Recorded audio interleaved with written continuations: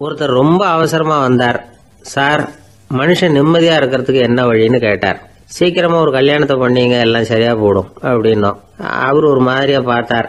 ஏற்கனவே எனக்கு கல்யாணம் ஆயிட்டுது சார், அதனால தானே நிம்மதியா இருக்கிறதுக்கு வழி கேட்கறேன் அப்படின்னார். சரி, இவர் ஒரு மாதிரியான கேஸ் அப்படின்னு நினைச்சுக்கிட்டு நம்ம கிட்ட இருந்த ஒரு சின்ன புத்தகத்தை அவர்கிட்ட தூக்கி கொடுத்தோம். இதை படிச்சு பாருங்கன்னு.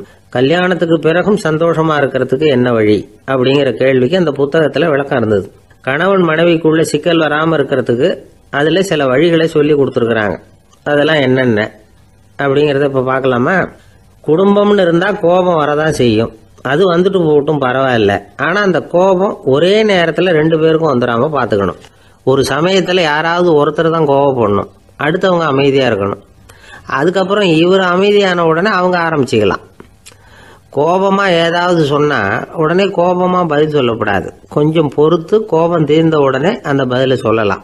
அப்போ பதில் கோபமா இருந்தா கூட அது அவ்வளவு பெருசா தெரியாது. அற்ப விஷயத்துக்கெல்லாம் காய்ச்சி மூச்சுன்னு கத்திட்டு இருக்கக்கூடாது. உங்க ரெண்டு பேருக்குள்ள ஒரு தர்க்கம் ஆரம்பமாயிட்டுதுன்னு வச்சுக்கோங்க. கடுமையா ரெண்டு பேரும் விவாதம் பண்றீங்க. உங்கள ஒருத்தர் இதுல ஜெயிக்கணும்னா அது நீங்களா இருக்க வேணாம், அடுத்தவங்க ஜெயிக்கிறதுக்கு நீங்க துணையா இருங்களேன். அப்படின்னா நீங்க கொஞ்சம் விட்டு கொடுக்கணும், அவ்வளவுதான்.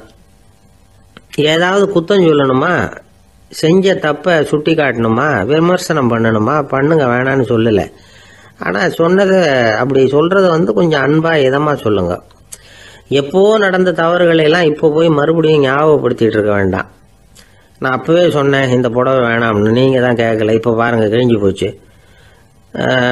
இப்படின்னு கத்துனாங்க ஒரு அம்மா. எப்போ சொன்னீங்கன்னு கேட்டா ஒரு 10 வருஷத்துக்கு முன்னாடி தீபாவளி சமயத்துல அப்படிங்கிறாங்க. அது என்ன இன்னும் அப்படியே புதுசாகவே இருக்கும்?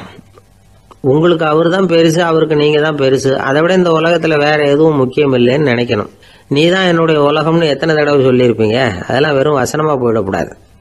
ஏதாவது ஒரு பிரச்சனையை பத்தி கடுமையா விவாதம் பண்ணிட்டு இருக்கீங்க, அதை அப்படியே பாதியில விட்டுட்டு படுக்கைக்கு போயிடக்கூடாது. சொச்சத்தை நாளைக்கு பேசிக்கலாம்னு. அப்படி போனா தூக்கம் வராது. பிரச்சனையை ஒரு முடிவு பண்ணிக்கிட்டு அதுக்கப்புறமா தூங்க போகணும். ஒரு நாள்ல ஒரு தடவையாவது உங்க ஜோடியை பாராட்டி நல்ல விதமா கனிவா ஒரு வார்த்தை சொல்லணும் அப்படின்னு தீர்மானம் பண்ணீங்க. ஏதாவது தப்பு பண்ணிவிட்டீங்கன்னா பரவாயில்ல, அதை ஒத்துக்கிறதுக்கும் மன்னிப்பு கேட்கறதுக்கும் தயாரா இருக்கணும். அது ஒன்றும் கேவலம் கிடையாது. வீட்டுக்குள்ள தானே கேட்க போறீங்க, வெளியில யாருக்கு தெரிய போதும்? எப்படியோ உங்களுக்குள்ள ஒரு சமரசம் ஆனா சரிதான். ஒரு தகராறுன்னு எடுத்துக்கிட்டா குறைஞ்சபட்சம் அதுக்கு 2 பேர் தேவை. தனியாவே உட்காந்துக்கிட்டு நான் இப்ப தகராறு பண்ணிட்டு இருக்கிறேன் அப்படின்னு யாரும் சொல்ல முடியாது. 2 பேர் தகராறு பண்றாங்கன்னா பொதுவா அந்த 2 பேர்ல யாரு அதிகமா பேசுறாங்களோ அவங்க பேர்ல தான் தப்பு இருக்கும். அதை மனசுல வச்சுக்கணும். இதெல்லாம் தான் அந்த புத்தகத்துல போட்டிருக்கிற வழிமுறைகள். இவ்வளவும் சரியா வரலன்னா அப்புறமா சொல்லுங்க, வேற புத்தகம் ஏதாவது இருக்கான்னு தேடுவோம். ஒரு கணவன் தன்னுடைய மனைவியை அழைச்சிட்டு ஒரு மனோதத்துவ டாக்டர் கிட்ட வந்தாரா. டாக்டர், எங்களுக்கு கல்யாணம் ஆகி 30 வருஷ காலமா நாங்க ஒரு விஷயத்துல கூட ஒத்து போனதில்லை அப்படின்னு ஆரம்பிச்சார். உடனே அந்த அம்மா குறுக்கிட்டு, அது 30 வருஷம் இல்ல 32 வருஷம் அப்படின்னாங்களாம்.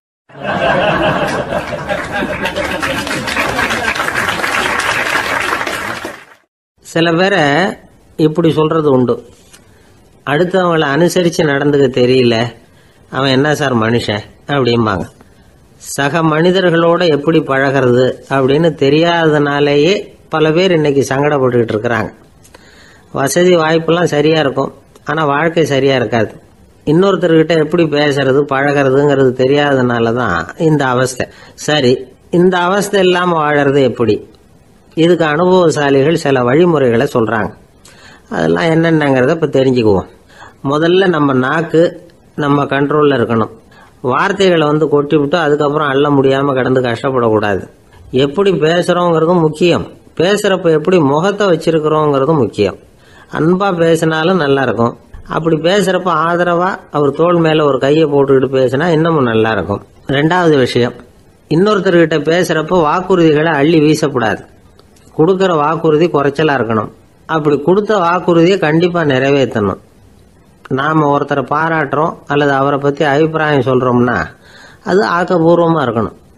நம்ம பாராட்டு அல்லது விமர்சனம் அடுத்தவருடைய முன்னேற்றத்துக்கு உதவுறது மாதிரி இருக்கணும். நாம சொல்றதை கேட்டுட்டு அவன் தலையில கையை வச்சுட்டு உட்காந்துடக்கூடாது.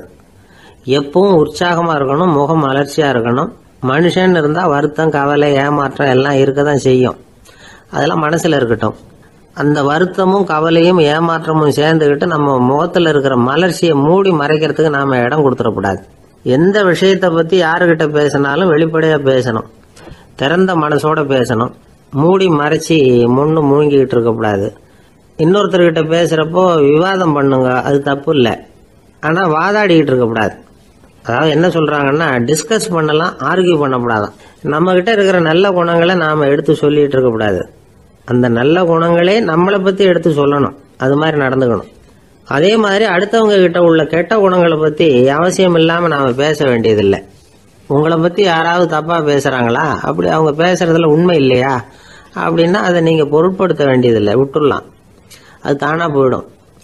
ஒரு 4-5 பேரோட பேசிக்கிட்டு இருந்தீங்கன்னா எல்லாருக்கும் முக்கியத்துவம் கொடுங்க, யாரையும் அலட்சியப்படுத்தாதீங்க. தமாஷா பேசலாம், ஆனா உங்க தமாஷ் அடுத்தவங்களை கேலி பண்றதா இருக்கக்கூடாது. நமக்கு கிடைக்க வேண்டியது கிடைக்கலையே அப்படிங்கிற தவிப்பு நம்ம கிட்ட இருக்கக்கூடாது, அது தேவையில்லை. உங்க செயல்பாடுகள் தெளிவா இருக்கட்டும், பாராட்டு தானா உங்களை தேடிட்டு வரும். இன்னொரு மனுஷனுடைய மனசுல கௌரவமான ஒரு இடத்த பிடிக்கணும்னா நாம இந்த குணத்தை எல்லாம் நம்ம கிட்ட வளர்த்துக்கணும். இதெல்லாம் அனுபவசாலிகள் சொல்லி இருக்கிற குறிப்புகள். இந்த குறிப்புகளை சரியா புரிஞ்சுக்கணும், அது முக்கியம். தப்பா புரிஞ்சுக்கிட்டா என்ன ஆகும் தெரியுமா? இதை கேளுங்க. ஒருத்தர் வந்தார், சார் அடுத்தவங்க தோள் மேல கையை போட்டுக்கிட்டு அன்பா பேசணும்னு சொன்னீங்க, அப்படிதான் பேசினேன்.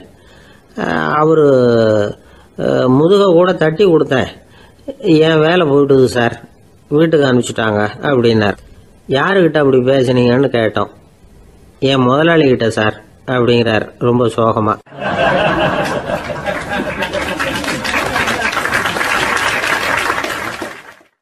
இந்த உலகமே ஒரு நாடக மேடை, நாம எல்லாரும் நடிகர்கள்.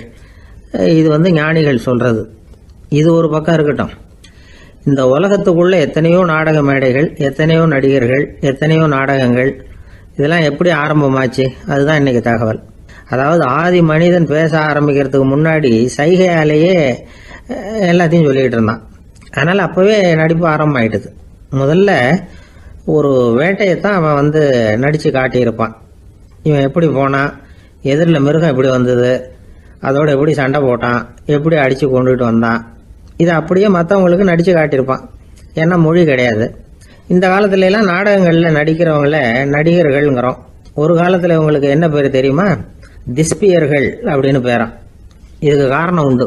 அதாவது 2000 வருஷத்துக்கு முன்னாடி கிரீஸ் நாட்டுல திசிபியஸ் அப்படின்னு ஒரு ஆள் இருந்தான். அவன் ஒரு பெரிய நாடக கலைஞன். அவன் சில இளைஞர்களை சேர்த்துக்கிட்டான், பயிற்சி கொடுத்தான், நாடக குழுவை உருவாக்கினான். நடிகர்களையும் நாடகத்துக்கு தேவையான பொருள்களையும் ஏற்றிக்கிட்டு போறதுக்கு ஒரு வண்டியையும் தயார் பண்ணான். அந்த வண்டியிலேயே அவன் கிரேக்க நாடு பூராவும் சுத்தினான். ஊர் ஊரா நாடகம் போட்டான்.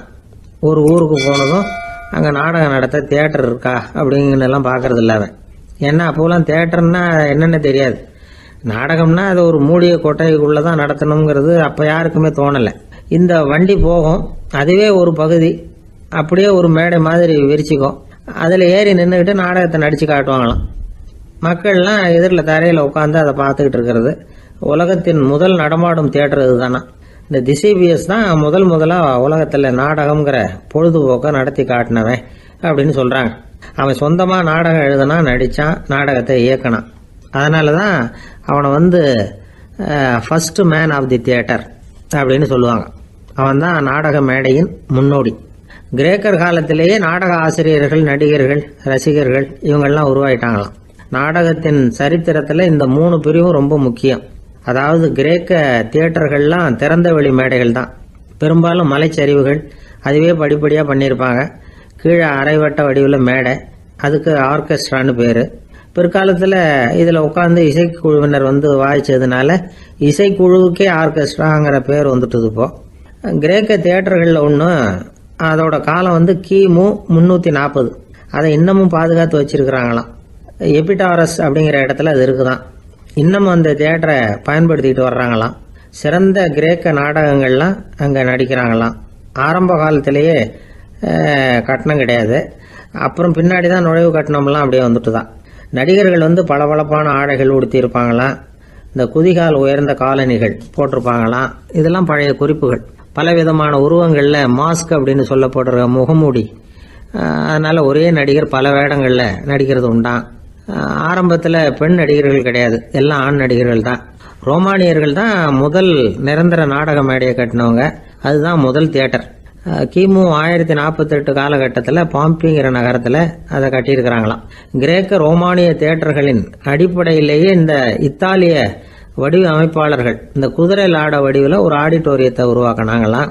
இப்படி அதை பற்றி நிறைய தகவல் இருக்குது. 1576 லண்டனில் இந்த வின்ஸ்பர்ரி, அப்புறம் இந்த பில்ட்ஸில், அப்புறம் ஜேம்ஸ் இப்படிங்கிறவர் முயற்சியால் தான் இங்கிலாந்தில் முதல் தியேட்டர் உருவாச்சான். அப்படி ஒருத்தர் இருந்தாராம். உலக நாடக மேடையின் வரலாறு இதுதான். அதாவது இப்பெல்லாம் அறிவியல் வளர்ச்சி அதிகமாயிட்டுது, திரைப்படம் தொலைக்காட்சி எல்லாம் வந்தாச்சு. ஒவ்வொரு வீடுமே ஒரு குட்டி தியேட்டர் மாதிரி ஆயிட்டுது. தொலைக்காட்சி முன்னாடி உட்காந்து எழுந்திருக்கவே மனசு வர்றதில்லை. ஒரு அம்மா ஒரு மனோதத்துவ டாக்டரை தேடிட்டு வந்தாங்களாம் இந்த காலத்தில். டாக்டர், எங்கள் வீட்டுக்காரர் எப்போ பார்த்தாலும் டிவி முன்னாடி உட்காந்துக்கிட்டு அதையே வெறிச்சு பார்த்துக்கிட்டு இருக்கிறார், உத்து பார்த்துக்கிட்டு இருக்கார், எனக்கு சந்தேகமாக இருக்குன்னாங்களாம். இது மனக்கோளாறு இல்லைங்க, ஆர்வ கோளாறு, அவ்வளவுதான், இதுக்காக பயப்படாதீங்கன்னாராம் டாக்டர். அப்படி இல்லை டாக்டர், டிவி ஓடும் பொழுது நாம எல்லாம் அதை பார்க்குறோம் சரி, ஆனால் அவர் அப்படி இல்லை, டிவியை நிறுத்தினதுக்கு அப்புறமும் அதையே உத்து பார்த்துட்டு உட்காந்துருக்கிறார், அதனால தான் சந்தேகப்பட்டு உங்ககிட்ட வந்தேன் அப்படின்னாங்களாம்.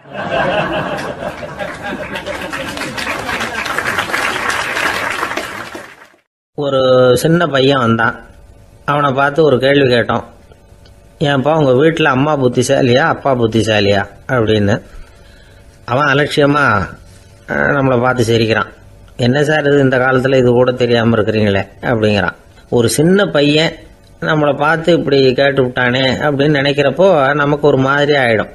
அதுக்கப்புறம்தான் இந்த தாத்தா பாட்டியெல்லாம் சொல்கிற ஒரு கதை ஞாபகத்துக்கு வந்தது. அது என்ன கதை தெரியுமா?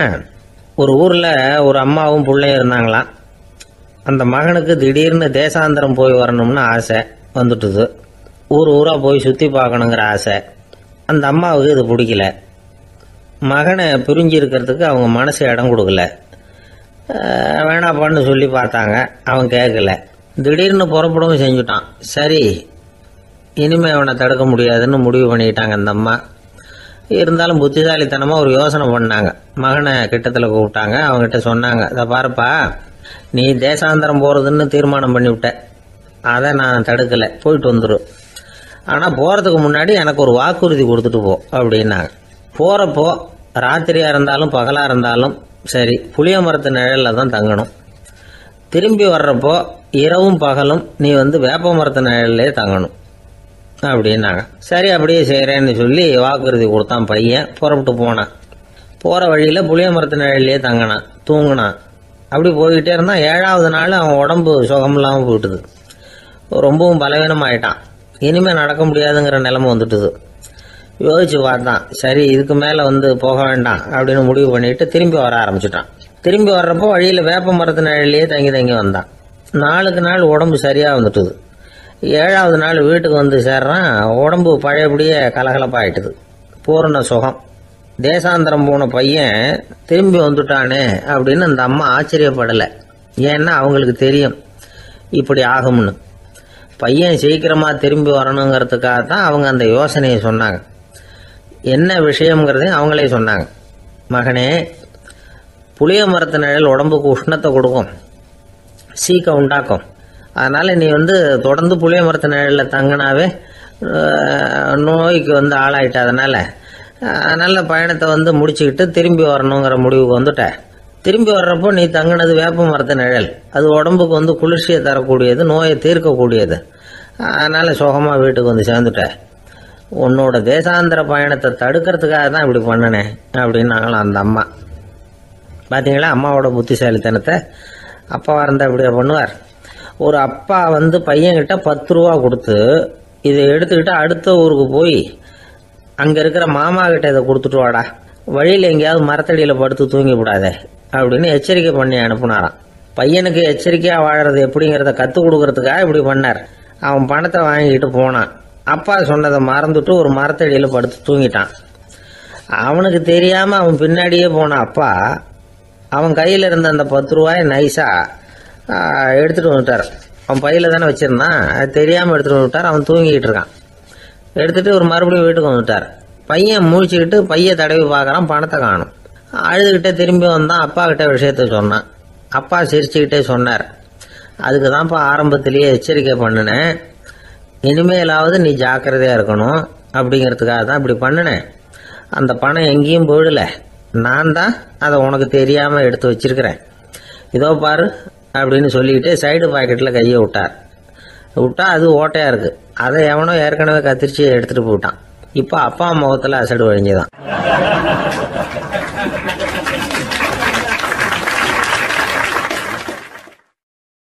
ஒரு அரசனும் அமைச்சரும் ஒரு நாள் ரொம்ப சாவகாசமாக பேசிக்கிட்டு இருந்தாங்களாம். அரசன் அமைச்சரை பார்த்து ஒரு கேள்வி கேட்டிருக்கார். ஏங்க அமைச்சரே, ஆசை இல்லாத ஒரு மனுஷனால இருக்க முடியுமா அப்படின்னு. ஏன் முடியாது, துறவி அப்படிங்கிறவங்கெல்லாம் அப்படிப்பட்டவங்க தானே அப்படின்னாராம் அமைச்சர். அவங்கெல்லாம் உண்மையிலேயே ஆசையை விட்டவங்க தானா அப்படின்னு கேட்டாரா ராஜா. அப்படிதான் இருக்கணும் அப்படின்னாராம் அமைச்சர். அப்படின்னா ஆசையே இல்லாத ஒரு உண்மையான துறவியை நான் பார்க்கணுமேன்னார். அது என்ன பிரமாதம், அதுக்கு நான் ஏற்பாடு பண்ணுறேன் அப்படின்னு விட்டார் இவர். சொல்லிவிட்டு உடனே புறப்பட்டு போனார். அங்கே எங்கே தேடினார். அப்புறம் தான் அவருக்கு புரிஞ்சுது உண்மை துறவியை கண்டுபிடிக்கிறது எவ்வளவு கஷ்டமான காரியம்னு. இருந்தாலும் ராஜா கிட்ட சொல்லியாச்சே, உண்மை துறவியை காட்டுறேன்னு. இப்போ என்ன பண்ணுறது? ராஜா கிட்ட சொன்னபடி நடக்கலைன்னா அவருக்கு கோபம் வந்துடும். அமைச்சர் ஒரு யோசனை பண்ணார். அவருக்கு ஒரு வழி தெரிஞ்சுது. அதுதான் சரின்னு முடிவு பண்ணார். அதாவது அந்த ஊரில் அவருக்கு தெரிஞ்ச நாடக நடிகர் ஒருத்தர் இருக்கிறார், நல்லா நடிப்பார். அவரை போய் பார்த்தார். இதை பாருப்பா, எனக்காக நீ ஒரு காரியம் செய்யணும்னார். என்னன்னு கேட்டார் அவர். நீ ஒரு துறவி மாதிரி கொஞ்ச நேரத்துக்கு நடிக்கணும். ராஜா உன்னை பார்த்துட்டு போகிற வரைக்கும் நடி, அது போதும். அதுக்காக உனக்கு 10,000 ரூபா தரேன் அப்படின்னார். அவர் எந்த காலத்தில் இவ்வளவு பணத்தை மொத்தமாக பார்த்துருக்கார். அதனால் உடனே சரின்னு ஒத்துக்கிட்டார். அமைச்சர் அரண்மனைக்கு திரும்பி வந்தார். என்ன அமைச்சரே, இன்னுமா ஒரு உண்மையான துறவி கிடைக்கலன்னார். உண்மையான துறவி ஒருத்தரை இப்போ தான் கொஞ்ச நேரத்துக்கு முன்னாடி பார்த்து பேசிவிட்டு வர்றேன். அவர் நம்ம ஊருக்கு வெளியில் குளத்தங்கரையில் உள்ள ஒரு ஆலமரத்துக்கு அடியில் உட்காந்துருக்கிறார் அப்படின்னார் இவர். அப்படின்னா உடனே புறப்படுங்க அப்படின்னார் ராஜா. பரிவாரங்களோடு புறப்பட்டார். அங்கே அந்த மரத்தடியில் அந்த ஆள் வேஷம் போட்டுக்கிட்டு துறவி மாதிரி உட்காந்துருக்கிறான். ராஜா நேராக போனார். அந்த துறவி காலில் பொத்துன்னு விழுந்து வணங்கினார். உடனே ராணி அவர் காலில் விழுந்தாங்க. அடுத்தபடியாக அமைச்சர் விழுந்தார். அவருக்கு தெரியும் இது நம்ம ஆள் தான்னு. இருந்தாலும் என்ன பண்ணுறது, நேரம். அப்புறம் பரிவாரங்கள்லாம் துறவி காலில் விழுந்து ஆசீர்வாதம் வாங்கிட்டாங்க. ராஜா அப்புறமா தங்கத்தட்டில் பொண்ணையும் பொருளையும் வச்சு அந்த துறவிகிட்ட ரொம்ப பணிவாக நீட்டுறார். தாங்கள் தயவு பண்ணி இதை ஏற்றுக்கணும் அப்படின்னு வேண்டிக்கிட்டார். அந்த துறவி பற்றில்லாமல் அதை பார்த்தார். எல்லாத்தையும் திறந்துட்ட எனக்கு இதெல்லாம் எதுக்காக அப்படின்னு சொல்லி அதை மறுத்துட்டாராம். ஆஹா, உண்மையான துறவியை பார்த்துட்டோம் அப்படிங்கிற ஆனந்தம் அரசருக்கு. ரொம்ப நிம்மதியாக திருப்தியாக திரும்பி வந்தார் அரண்மனைக்கு. அதுக்கப்புறம் அமைச்சர் யாருக்கும் தெரியாமல் அந்த துறவிகிட்ட ஓடினார். சொன்ன பிரகாரம் பணத்தை நீட்டினார். இந்தப்பா, நான் உங்ககிட்ட சொன்னபடி 10,000 ரூபா பணம் எடுத்துக்கோ அப்படின்னார். அந்த ஆள் ராஜா கிட்ட சொன்னது மாதிரியே எல்லாத்தையும் திறந்துவிட்ட எனக்கு இதெல்லாம் எதுக்காக வேணாம் அப்படின்னு விட்டாராம். நடித்த வரைக்கும் போதும்ப்பா, இனிமேல் இந்த நாடக வசனம்லாம் வேணாம், வேஷத்தை கலைச்சிரு, பணத்தை வாங்கிக்கோன்னார். இல்லைங்க, இது வேஷம் இல்லை, இது வசனமும் இல்லை, இது உண்மை. கொஞ்ச நேரம் துறவி மாதிரி நடித்ததுக்கே இந்த தேசத்து ராஜா, ராணி, அமைச்சர், பரிவாரங்கள் எல்லாம் என் காலில் விழுந்து வணங்குறாங்க. அப்படின்னா உண்மையான துறவியாக இருக்கிறது எவ்வளவு பெருமையான விஷயம். நான் உண்மையான துறவியாக ஆக போகிறேன், அப்படி முடிவும் பண்ணிட்டேன் அப்படின்னார் அந்த நடிகர். வேஷம் கூட எப்படிப்பட்ட விளைவுகளை உண்டு பண்ணுது பார்த்தீங்களா. நம்மால் ஒருத்தன் ரொம்ப வசதியாக தான் இருந்தான். ஒரு நாள் அவன் சொத்து பூரா திருட்டு போட்டுது. அதுக்கப்புறம் இவன் துறவி மாதிரி ஆயிட்டான். ஊர் ஊராக சுத்தினான். ஒரு குருநாதரை தேடி கண்டுபிடிச்சான். அவர்கிட்ட சீடனா சேர்ந்துக்கிட்டான். அவனை பார்த்து ஒருத்தர் கேட்டார், நீ உண்மையான சீடன் தானான்னு. இல்லைங்க, சீடன் மாதிரி நடிச்சுக்கிட்டு இருக்கிறேன் அப்படின்னா. அது குரு துரோகம் இல்லையா அப்படின்னு கேட்டார் அவர். இல்லைங்க, நான் பண்ணது குரு துரோகம் இல்லை, என் குரு பண்ணது தான் துரோகம். என்னுடைய பணத்தை கொள்ளையடிச்சது இவர் தான். அதை எங்கே வச்சிருக்காருன்னு கண்டுபிடிக்கிறதுக்காக தான் இவர்கிட்ட சீடனா சேர்ந்துருக்கிறேன் அப்படின்னானா.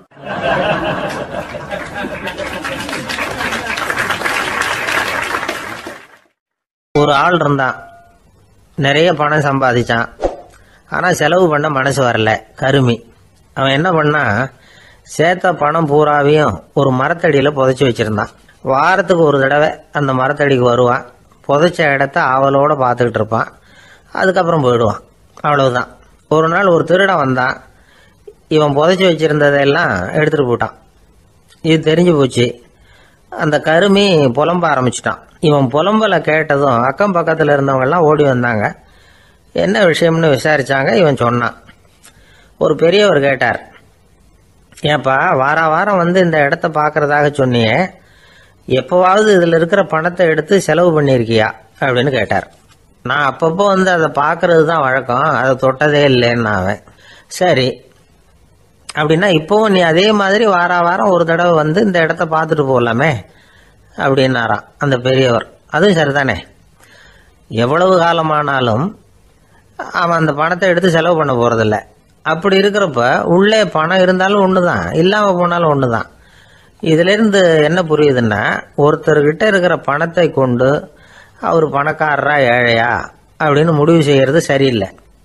அந்த செல்வத்தை அனுபவிக்கிற திறன், பயன்படுத்துகிற திறன், அதை வச்சு தான் அவர் ஏழையா பணக்காரரா அப்படிங்கிறத நிர்ணயம் பண்ணணும். அதுதான் சரி. செலவு பண்ண தெரியாதவன் சேகரம் பண்ணிகிட்டே இருக்கிறதுனால என்ன பிரயோஜனம்? தலைமுடியே இல்லாதவன் தாராளமாக சீப்புகளை வாங்கி சேகரம் பண்ணுறது மாதிரி தானே இது. சில சமயம் செலவு பண்ண நாம் தயாராக இருந்தால் கூட அந்த செல்வம் நமக்கு பயன்படுறதில்ல. அரேபியாவில் ஒரு நகை வியாபாரி விலை உயர்ந்த முத்துக்களை எல்லாம் அவர் வச்சு வியாபாரம் பண்ணிகிட்டு இருந்தார். அவர் ஒரு சமயம் ஒரு பாலைவனம் வழியாக போயிட்டு இருக்கிறார் ஒட்டகத்தில். அப்போ திடீர்னு கடுமையான புயல் வீச ஆரம்பிச்சுட்டுது. திசை தவறி இவர் எங்கேயோ வந்துட்டார். கூட வந்தவங்களையும் காணலை, எங்கே போனாங்களோ தெரியல. இவர் ரொம்ப பயந்து போய் அங்கே எங்கேயுமா அலைஞ்சு திரியிறார். வழியே தெரியல. பசி கடுமையாயிட்டுது. ஒட்டகத்து முதுகில் ஒரு மூட்டை இருந்தது. அதை பிரித்து பார்த்தார். உள்ளே ஏதாவது இருக்கான்னு தேடி பார்க்குறார். அது வரைக்கும் கண்ணில் தட்டுப்படாத அபூர்வமான ஒரு பை கண்ணில் பட்டுது. ஆஹா, அதில் ஏதாவது சாப்பிட்றதுக்கு இருக்கும் அப்படின்னு நினச்சி ஆவலாக அதை பிரித்து பார்க்குறார். அந்த பையில் விலை உயர்ந்த முத்துக்கள் நிறைய இருந்துதான். அப்போ தான் அவர் நினைச்சாராம், விலை உயர்ந்த முத்துக்கள் கூட சாப்பிட்றதுக்கு உணவாக முடியாது அப்படிங்கிறத புரிஞ்சுக்கிட்டாராம். எந்த நேரத்தில் எது நமக்கு தேவையோ அது நமக்கு தாராளமாக கிடைக்கணும். அப்படி அது கிடைக்கிறதுக்கு நம்மகிட்ட இருக்கிற செல்வம் பயன்படணும். அது நமக்கும் பயன்படலாம், நம்ம மூலமாக அடுத்தவங்களுக்கும் பயன்படலாம். அதுதான் செல்வத்தின் பயன். ஒரு மரத்தடியில் ஒருத்தன் உட்காந்து அழுதுகிட்டு இருந்தான். அந்த பக்கமாக வந்த இன்னொருத்தன் ஏப்பா அழுதுகிட்டு இருக்கிறேன்னு கேட்டான். இந்த இடத்துல தான் பூமிக்கு அடியில் பணம் இருக்குது, புதைச்ச இடம் தெரியல, அதான் அழறேன் அப்படின்னா. நல்லா ஞாபகப்படுத்தி பாரு, எந்த இடத்துல புதைச்ச அப்படின்னு கேட்டான் இவன். அது எப்படி எனக்கு தெரியும், புதைச்சி வச்சிருக்கிறவன் நான் இல்லையே, எங்க எழுத்து வீட்டுக்காரன் அப்படின்னானா இவன்.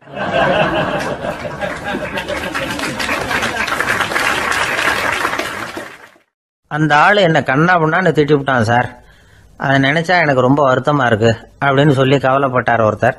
இதுல கவலைப்படுறதுக்கு என்ன இருக்குது அப்படின்னாரு ஒரு பெரியவர். அவர் ஒரு மகான். என்ன சார் இப்படி சொல்றீங்க, ஒருத்தர் நம்ம பார்த்து திட்டுனா வருத்தமா இருக்காதா அப்படின்னார். அது எப்படி வருத்தமா இருக்கும், திட்டுறதுங்கிறது என்ன, அது வெறும் சத்தம் தானே அப்படின்னார் அந்த பெரியவர். நம்ம ஆளுக்கு தலையை பிச்சுக்கலாம் போல இருந்தது. இருக்காது அப்படின்னா நமக்கு அப்படித்தானே தோணுது. அந்த பெரியவர் சொல்றது ரொம்ப பெரிய விஷயம். அதை நாம் புரிஞ்சிக்க முயற்சி பண்ணலாம்னா நடைமுறை வாழ்க்கைக்கு அது ஒத்து வர்றது மாதிரி தெரிய மாட்டேங்குது. இருந்தாலும் அந்த பெரியவர் அதுக்கு என்னதான் விளக்கம் கொடுக்குறாருன்னு பார்ப்போமே. ஒரு ரயில் போயிட்டு இருக்கு, அதில் ஒரு சாது போயிட்டு இருக்கார். அந்த ரயில் வந்து அவர் ஹரித்வாரம் போயிட்டு இருக்கார். அவர் ரயிலில் ஏகப்பட்ட கூட்டம். நம்ம ஊர் ரயில் கேட்க வேணும், டிக்கெட் வாங்கிட்டு கொஞ்சம் பேர், வாங்காத கொஞ்சம் பேர். அது என்னத்துக்கு அனாவசியமாக டிக்கெட் அப்படிங்கிற நினைப்பில் பாதி பேர். இந்த கூட்டத்துக்கு மத்தியில் அந்த சாதுவும் போயிட்டு இருக்கிறார். உட்கார்றதுக்காக இருந்த இடத்துல ஒரு ஆள் படுத்திருக்கிறான். கொஞ்சம் முரட்டு ஆசாமி. அவன் காலு பக்கத்தில் கொஞ்சோண்டு இடம் பாக்கி இருந்தது. அந்த இடத்துல இந்த சாது உட்காந்துருந்தார். மெதுவாக உட்காந்துக்கிட்டார் போய். ஆனால் அந்த ஆள் ராத்திரி பூரா இவரை காலால் உதச்சிக்கிட்டே இருக்கிறான். அது இவருக்கு ரொம்ப அவமானமாக பட்டுது. அதனால துக்கம் ஏற்பட்டது. இருந்தாலும் அதை ஒரு மாதிரியாக சகிச்சுக்கிட்டே இவர் வந்து சேர்ந்தார். பொழுது விடிஞ்சது. அந்த சாது ஹரித்வார் வந்து சேர்ந்தார். அங்கே ஒரு பெரிய ஞானியை சந்திச்சார். ராத்திரி ரயிலில் அந்த ஆள் உதைச்சதையும் அதனால் தனக்கு ஏற்பட்ட துக்கத்தையும் இந்த சாது அந்த ஞானிகிட்ட சொன்னார். சொல்லிவிட்டு, ஏன் சுவாமி, எனக்கு துக்கம் ஏற்பட்டதே அது தப்பா அப்படின்னு கேட்டார். தவறுதான் அந்த ஞானி. உனக்கு இன்னமும் தேக அபிமானம் போகலைங்கிறது தான் அது காட்டுது. அஷ்டாவக்கிரர் என்ன சொல்றார் தெரியுமா, உண்மையான ஞானி யாராவது தன்னை வந்தனை செய்தால் அதற்காக சந்தோஷப்பட மாட்டார், யாராவது நிந்தனை செய்தால் அதற்காக வருத்தப்பட மாட்டார் அப்படின்னு சொல்றார். நிந்தனைங்கிறது ஒரு ஒலி தான். தேகாபிமானம் இருக்கிற வரைக்கும் இந்த ஒலி நம்மளை வேதனைப்படுத்தும். நான் தேகம் இல்லை ஆத்மா அப்படிங்கிற நினைவு இருந்தா இந்த ஒலி நம்மளை பாதிக்காது. மனு என்ன சொல்றார் தெரியுமா? ஒரு சாதகன் பாராட்டுதலை விஷம்னு நினைச்சு பயப்படணும், அவமானத்தை அமிர்தம்னு நினைச்சு சந்தோஷப்படணுங்கிறார். அவமானப்பட்டா கவலைப்படாம எப்படி இருக்க முடியும் அப்படின்னு தான் நமக்கு தோணும். அதனாலதான் நம்மள யாரும் இதுக்கு உதாரணமா யாரையும் காட்ட முடியல. புத்தரையும் கபீரையும் உதாரணமா காட்டுறாங்க. அவங்களுக்கெல்லாம் அவமானம் ஏற்பட்டப்போ கவலையே படலையாம். புத்தரை அவமானப்படுத்தணுங்கிறதுக்காக கௌசாம்பி ராணி ஒரு இளம் பெண்ணை கொலை பண்ணி சடலத்தை புத்தர் குடிசைக்கு முன்னாடி போட சொன்னார். போட்டாங்க. புத்தர் தான் அந்த பொண்ணை கெடுத்து கொலை பண்ணி விட்டாருன்னு எல்லாரும் நினைச்சாங்க. ஆனா புத்தர் இதை பத்தி கவலையே படல. அப்புறமா உண்மை தெரிஞ்சதும் புத்தர் புகழ் இன்னும் அதிகமாயிட்டது. ஒரு பெரிய சபையில ஒரு மோசமான பொண்ணு நுழைஞ்சு தனக்கும் கபீருக்கும் சம்பந்தம் உண்டுன்னு சொன்னா கபீர் கவலைப்படல. அவங்க மாதிரியெல்லாம் நாமளும் இருக்க கத்துக்கணும். நிந்தனை, அபகீர்த்தி, அவமானம் எல்லாம் ஆண்டவன் கொடுக்கிற பிரசாதம்னு நினைக்கணும் அப்படின்னு சொல்றார் அந்த ஞானி. இதை கேட்ட இந்த காலத்து ஆசாமி ஒருத்தர், நான் கூட அப்படிதான் சார், யாராவது அவமானப்படுத்தினா கவலைப்பட மாட்டேன். நேத்து கூட ஒருத்தர் என்ன பலார்னு அரைஞ்சுட்டார், நான் கொஞ்சம் கூட கவலைப்படல, பேசாம வந்துட்டேன்னார். ஏன் அப்படி வந்துட்டீங்க அப்படின்னு. அவர் அரைஞ்சதுலேயும் ஒரு அர்த்தம் இருந்தது, அதனாலதான் அப்படி வந்துட்டேன்னார். ஏன் அரைஞ்சாருன்னு கேட்டேன். 10 வருஷத்துக்கு முன்னாடி 15 ரூபா அவர்கிட்ட கடன் வாங்கினேன், அதை கேட்டு கேட்டு பார்த்துட்டு கடைசியா தான் அரைஞ்சார் அப்படின்னார். ஆண்டவனுடைய பிரசாதம் இவருக்கு அடிக்கடி கிடைக்கும் போல இருக்கு.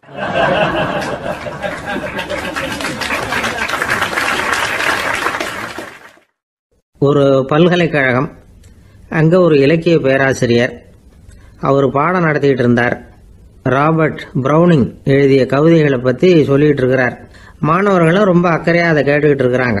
ஒரு குறிப்பிட்ட கவிதையை பத்தி சொல்லும் பொழுது அந்த பேராசிரியருக்கே ஒரு சந்தேகம். அதாவது அந்த கவிதையின் சரியான அர்த்தம் என்னங்கிறதுல சந்தேகம். பேராசிரியர் யோசனை பண்ணார். அந்த கவிதையை முழுசா புரிஞ்சுக்க முடியல. அதனால மாணவர்களை பார்த்து சொன்னார், மாணவர்களே, ஒரு நாள் பொறுத்துங்க, இந்த கவிதையை எழுதின கவிஞர் எங்க வீட்டுக்கு பக்கத்துல தான் இருக்கிறாரு. இன்னைக்கு சாயந்தரம் நான் அவரை நேரிலேயே போய் பார்க்கறேன், பார்த்து இதுக்கு என்னங்க அர்த்தம்னு கேட்டுட்டு வந்துடுறேன், அதுக்கப்புறம் உங்ககிட்ட சொல்றேன் அப்படின்னாராம். அன்னைக்கு சாயந்தரமே அந்த பேராசிரியர் கவிஞரை தேடிட்டு போயிட்டார். கவிஞர் அவங்க வீட்டுல அவர் பாட்டு உட்காந்துருந்தாராம். இவர் போய் அவர் முன்னாடி உட்கார்ந்தார். அப்புறம் கேட்டார், ஐயா, அந்த கவிதையின் முழு பொருள் என்னன்னு தெரிஞ்சுட்டு போறதுக்காக வந்திருக்கிறேன் அப்படின்னாராம். எந்த கவிதை அப்படின்னாராம் அவரு. இவர் அந்த கவிதையை சொல்லியிருக்கார். கவிஞர் கொஞ்சம் யோசனை பண்ணிவிட்டு அப்புறம் சொன்னாராம், பேராசிரியரே, நீங்க கொஞ்சம் தாமதமா வந்துட்டீங்கன்னாராம். இவருக்கு ஒன்றும் புரியல. நீங்க என்ன சொல்றீங்க? நான் தாமதமா வந்துட்டேன்னா? நீங்க தான் உயிரோட இருக்கிறீங்களே, அப்படி இருக்கும்பொழுது நான் தாமதமா வந்துட்டேன்னா அது எப்படி அப்படின்னு இவர் குழம்பி இருக்கிறார். இப்ப கவிஞர் சொன்னாராம், ஐயா, நான் உயிரோட இருக்கிறேன்னா இல்லையாங்கிறது முக்கியம் இல்லை. நான் அந்த கவிதை வரிகளை எழுதினப்போ 2 பேருக்கு அதோட அர்த்தம் தெரிஞ்சிருந்தது. இப்போ ஒரே ஒருத்தருக்கு தான் அதோட அர்த்தம் தெரியும் அப்படின்னாராம். பேராசிரியர் யோசனை பண்ணியிருக்கார். அப்படின்னா அந்த ஒருத்தர் கவிஞர் ராபர்ட் பிரவுனிங்கை தவிர வேற யாரா இருக்க முடியும்? இவர் தான் அப்படிங்கறத அவர் மனசுல நினைச்சுக்கிட்டார். அதனால சொன்னார், ஐயா, நான் தாமதமா வரல, அந்த கவிதையின் பொருள் என்ன அது சொல்லுங்கன்னார். பேராசிரியரே, நான் சொல்றது உங்களுக்கு புரியலன்னு நினைக்கிறேன். நான் இந்த வரிகளை எழுதினப்போ 2 பேருக்கு அதோட அர்த்தம் தெரிஞ்சிருந்தது. அந்த 2 பேர் யாருன்னா, ஒருத்தர் ராபர்ட் பிரவுனிங், அதாவது நான், இன்னொருத்தர் கடவுள். இப்போ அது கடவுளுக்கு மட்டும்தான் தெரியும். நானே இதை பத்தி பல தடவை யோசனை பண்ணி பார்த்தேன். இது ரொம்ப அழகானது, ஆனாலும் ரொம்ப வழுக்கலானது. அதை பிடிச்சிட்டோம்னு நினைச்சிட்டு இருக்கும் பொழுதே காத்து மாதிரி அது உங்ககிட்ட இருந்து ஓடி போயிடுது. எனக்கு ரொம்பவும் வருத்தமா தான் இருக்குது. நிச்சயமா நான் தான் இந்த வரிகளை எழுதியிருக்கிறேன். அதுல அர்த்தம் இருக்குங்கிறது எனக்கு தெரியும், அதை நான் உணர்றேன். ஆனா நீங்க என்ன மன்னிக்கணும், எனக்கே கூட அதை என்னால விளக்க முடியல. அப்படி இருக்கும் பொழுது உங்களுக்கு எப்படி அதை நான் விளக்க முடியும் அப்படின்னாரா அந்த கவிஞர். அனுபவிக்கப்படக்கூடிய எல்லாமே விளக்கப்படக்கூடிய ஒன்றல்ல, விளக்கப்படும் எல்லாமே அனுபவிக்கப்படக்கூடிய ஒன்றல்ல அப்படிங்கிறது ஞானிகளுடைய கருத்து. அதுக்காக தான் அந்த சம்பவம். வாழ்க்கையில் நீங்கள் தொடர்ந்து ஆய்வு செய்து கொண்டே இருக்கக்கூடிய விளக்கங்களை ஒருபோதும் அடைய முடியாத பரிமாணங்கள் இருக்கிறதுனால தான் அது அலுப்பு தட்டாமல் இருக்குது. உங்களால் நிறைய அனுபவிக்க முடியும். இருந்தாலும் நீங்கள் அனுபவித்து அறிந்த விஷயங்கள் கூட வார்த்தைகளால் விளக்கப்பட முடிவதில்லை அப்படிங்கிறது பெரிய ஒரு சிந்தனை. இதெல்லாம் ஒரு பக்கம் இருக்கட்டும். நமக்கு தெரிஞ்ச பேராசிரியர் ஒருத்தர் 1 மணி நேரம் ரொம்ப விவரமாக வகுப்பு எடுத்தார். கடைசியாக சொன்னார், மாணவர்களே, ரொம்பவும் எளிமையாக விளக்கமாக எல்லா விவரமும் சொல்லியிருக்கிறேன். அதனால் இதில் உங்களுக்கு சந்தேகம் வர்றதுக்கு வாய்ப்பே இல்லை. இருந்தாலும் கேட்க வேண்டிய கடமை கேட்குறேன். இது வரைக்கும் நடத்தினதில் யாருக்காவது ஏதாவது சந்தேகம் உண்டா அப்படின்னு கேட்டாராம். எனக்கு ஒரே ஒரு சந்தேகம்தான் சார் அப்படின்னு எழுந்திரிச்சு நிற்கிறான் ஒருத்தன். என்னன்னு கேட்டாராம். இது வரைக்கும் நீங்கள் என்ன பாடம் சார் நடத்துனீங்க அப்படின்னானா அவன்.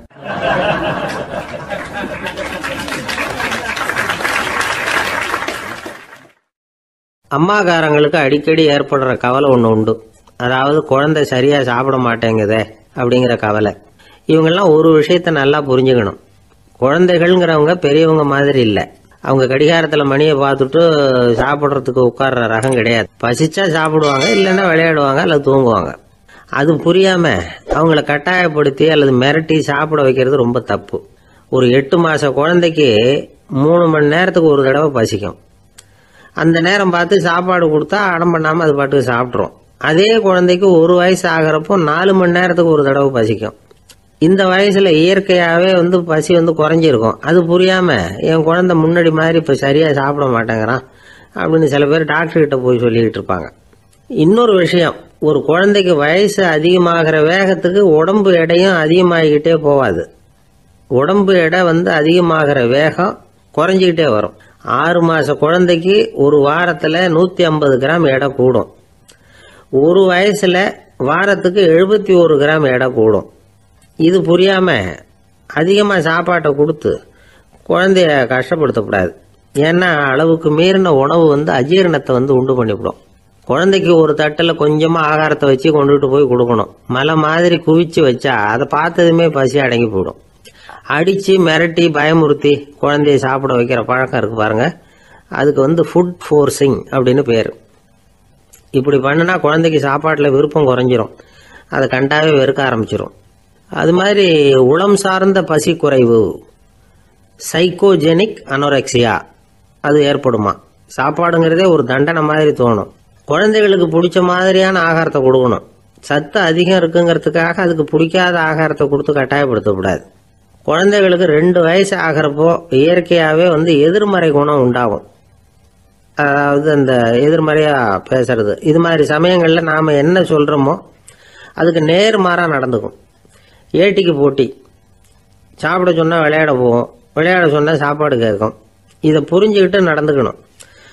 குழந்தை சொன்ன பேச்சை கேட்கலேன்னு கோவப்படக்கூடாது. குழந்தை வளர வளர பிடிவாத குணம் வர்றது சகஜம். கேட்டதை வாங்கி கொடுத்தாதான் சாப்பிடுவேன் அப்படின்னு பிடிவாதம் பண்ணும். வாங்கி கொடுத்து விடுறது தான் உத்தமம். நீங்களும் அதுகிட்ட பிடிவாதம் பண்ணிட்டு இருக்கக்கூடாது. ஏன்னா கேட்டது கிடைக்கலையேங்கிற ஏமாற்றம் கூட குழந்தையோட பசியை குறைச்சிரும். கேட்டது கிடைச்சிட்டா பசி அதிகமாகும். கொடுத்ததை மளமளன்னு சாப்பிட்றோம். குழந்தைகளுக்கு கண்ட கண்ட நேரத்தில் சாப்பிட்றதுக்கு எதையாவது வாங்கி கொடுத்துக்கிட்டு இருந்தா சாப்பாட்டு நேரத்தில் சாப்பிடாம அடம் பண்ண ஆரம்பிச்சிடும். பள்ளிக்கூடம் போகிற பிள்ளைங்க காலை உணவை சரியாக சாப்பிட மாட்டாங்க. அச்சம், அவசரம், பரபரப்பு இதெல்லாம் தான் காரணம். பள்ளிக்கு புறப்படுறதுக்கு ஒரு 3/4 மணி நேரத்துக்கு முன்னாடியே சாப்பாடு போட்டுருங்க, அது சரியாக போடும். படிக்கிற குழந்தைகள் உடல் சோர்வு, மனச்சோர்வு இது காரணமாக கூட சாப்பிட மறுக்கிறது உண்டு. இப்போ உதாரணமாக சாயந்தரம் விளையாடி விட்டு வீட்டுக்கு வந்ததும் சாப்பிட சொன்னால் வேணாம்பாங்க. இது உடல் சோர்வு. ரொம்ப நேரம் வீட்டு பாடங்களை செஞ்சு முடித்த கையோடு சாப்பிட சொன்னாலும் அவங்களால சரியாக சாப்பிட முடியாது. இது உளச்சோர்வு, அதாவது மனச்சோர்வு. இதை தவிர குழந்தைகளுக்கு உடல் நலக்குறைவு ஏற்பட்டால் கூட சாப்பிட மறுக்கிறது உண்டு. சில மருந்து மாத்திரைகள் கூட பசியை குறைச்சிரும். அதனால் சரியாக தெரிஞ்சுக்கிட்டு குழந்தைகளை சாப்பிட வைக்கணும். அது புரியாமல் கையில் சாப்பாட்டு தட்டை வச்சுக்கிட்டு குழந்தைகளை விரட்டிக்கிட்டு அலையக்கூடாது. ஒரு சின்ன பையன் சொன்னான், எங்கள் அம்மா சாப்பாடு போடுறது தெரிஞ்சா நான் உடனே வீட்டை விட்டு வெளியில் ஓடி போடுவேன் அப்படின்னா. ஏன் அப்படி பண்ணுறேன்னு கேட்டோம். எங்கள் அப்பா கூட அது மாதிரி தான் சார் பண்ணுவார் அப்படிங்கிறான்.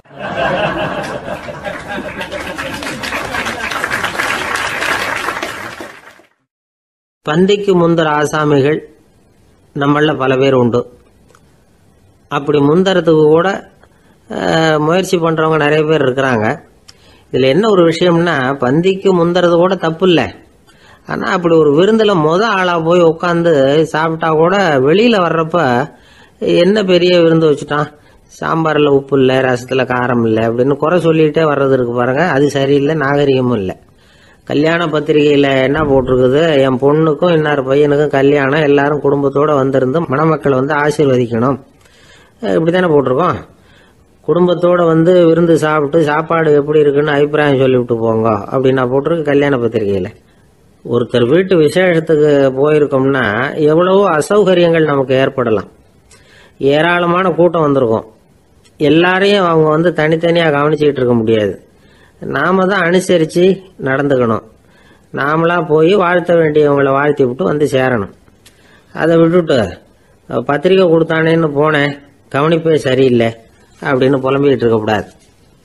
ஒரு விருந்துக்கு போனால் அங்கே எப்படி நடந்துக்கணும் அப்படிங்கிறத பற்றி கூட அனுபவசாலிகள் சில விவரங்கள்லாம் சொல்லியிருக்கிறாங்க. இந்த காலத்தில் கல்யாணம், பிறந்த நாள், அது இதுன்னு நிறைய விருந்துகள் நடக்குது. அதெல்லாம் எதுக்காக? மனித உறவுகளை வளர்த்துக்கிறதுக்காக தான், வேற எதுக்கு? ஒரு விருந்துக்கு போனால் அமைதியாக பொறுமையாக போய் உட்காரணும்.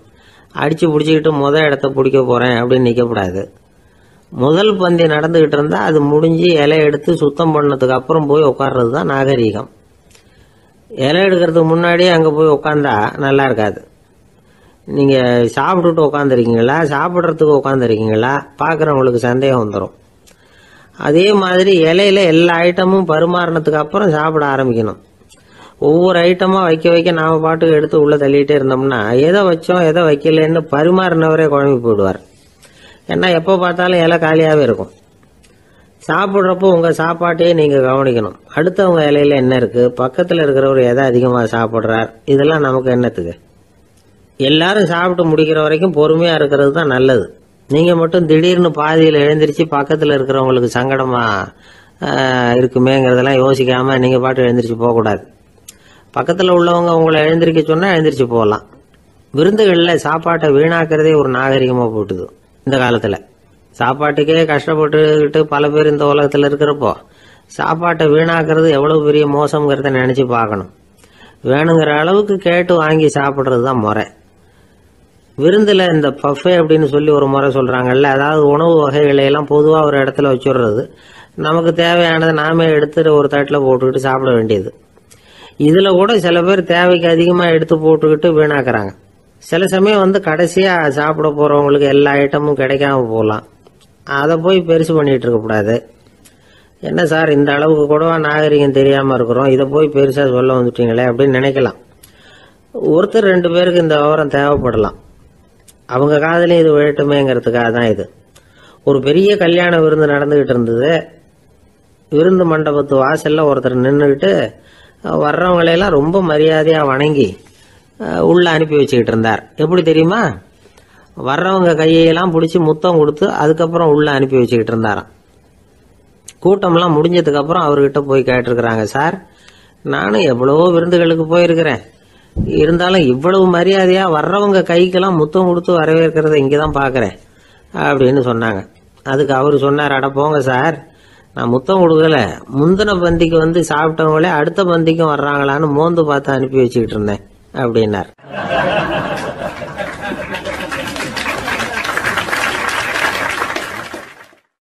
ஒரு ஊரில் ஒரு ராஜா இருந்தார். பெரிய அரண்மனையில் தான் இருக்கிறார். எல்லா வசதியும் இருந்தது. இருந்தாலும் அவர் எல்லாரும் சொல்கிறது எப்படி தெரியுமா? பிச்சைக்கார ராஜா. அப்படி ஒரு பேர் அவருக்கு நிலைச்சி போச்சு. ஜனங்களும் சரி மற்ற தேசங்களில் உள்ளவங்களும் சரி அவர் அந்த பேர் சொல்லியே குறிப்பிடுறது வழக்கமாக போட்டுது. இது அவருக்கு ரொம்ப கவலையாக போச்சு. என்ன இது, நம்மளை தேடி வர்றவங்களுக்கெல்லாம் நாம் சோறு போடுறோம், நம்ம புகழ்ந்து பாடல் ஏற்றி கொண்டு வர்ற புலவர்களுக்கெல்லாம் அவங்க எப்படி வந்தாலும் ஒருவேளை சோறு போடணுங்கிறது உத்தரவு. இவ்வளவுலாம் செஞ்சும் நம்மளை போய் பிச்சைக்கார ராஜான்னு எல்லாரும் சொல்கிறாங்களே, அது ஏன், எதுக்காக இப்படி சொல்கிறாங்க? இதுதான் ராஜாவுக்கு குழப்பம். சரி, இதை பற்றி நம்ம அமைச்சர்கள்கிட்ட கேட்கலாமா அப்படின்னு யோசனை பண்ணார். இந்த விஷயத்தை போய் அவங்ககிட்ட எப்படி கேட்கறதுன்னு அவருக்கு தயக்கமாக இருந்தது. கௌரவ குறைச்சலாக தெரிஞ்சுது அவருக்கு. சரி, சாதாரண குடிமக்கள்கிட்ட இதை பற்றி கேட்கலாமா அப்படின்னு யோசனை பண்ணார். கேட்கலாம், ஆனால் அவங்க யாரும் ராஜா முன்னாடி வந்து நின்று தைரியமாக பேசக்கூடிய அளவுக்கு இல்லை. ராஜாவோட குழப்பம் நாளுக்கு நாள் அதிகமாக போச்சு. கடைசியாக அவர் ஒரு முடிவுக்கு வந்தார். அதாவது இதை பற்றி ஒரு பிச்சைக்காரங்கிட்டே கேட்டு பார்த்துட்டா என்ன. இதுதான் அவர் பண்ண முடிவு. உடனே மாறு வேஷம் போட்டுக்கிட்டு நகர்வலம் போனார். ஒரு பிச்சைக்காரனை கண்டுபிடிச்சார். இதை பாருப்பா, நம்ம ராஜாவை எல்லாரும் பிச்சைக்கார ராஜான்னே சொல்கிறாங்களே, அதுக்கு என்ன காரணமாக இருக்கும் அப்படின்னு கேட்டார்.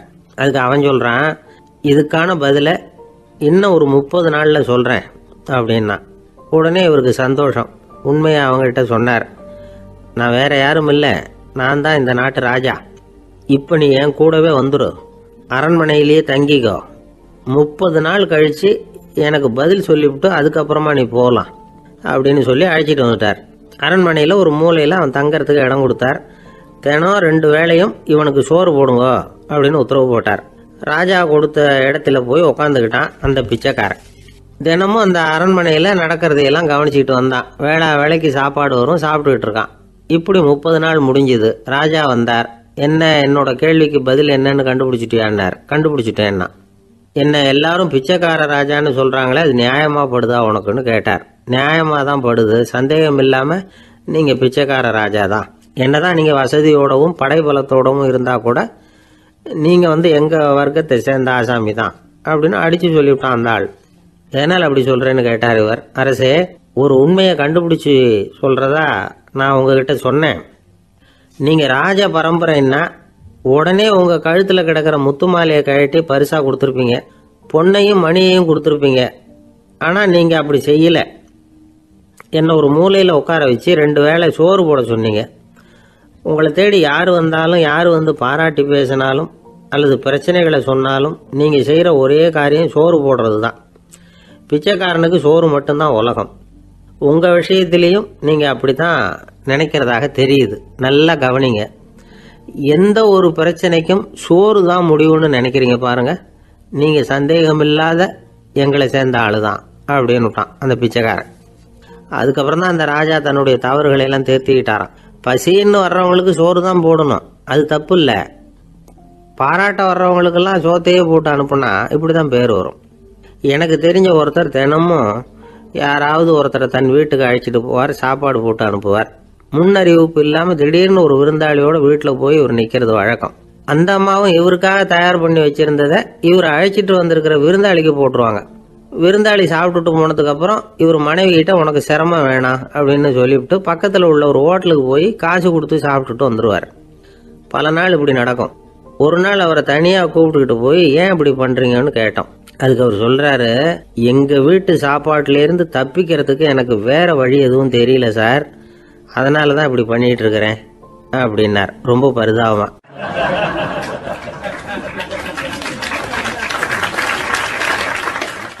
ஒருத்தன் எப்படி நடந்துக்கிறாங்கிறத வச்சு தான் அந்த ஆள் எப்படிங்கிறத நாம் முடிவு பண்ணுறோம்.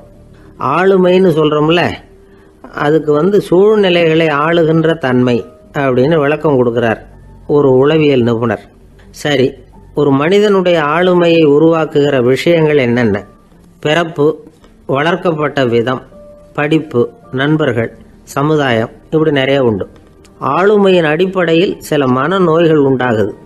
அதெல்லாம் என்னென்னங்கிறத தெரிஞ்சு வச்சுக்கிட்டோம்னா நம்ம கூட இருக்கிறவங்களை அடையாளம் கண்டுபிடிக்கிறதுக்கு அது ரொம்ப உபயோகமாக இருக்கும். ஃப்ரெனாய்டு ஆளுமை அப்படின்னு ஒன்று. இந்த கோளாறு உள்ளவங்க எப்படி இருப்பாங்க தெரியுமா?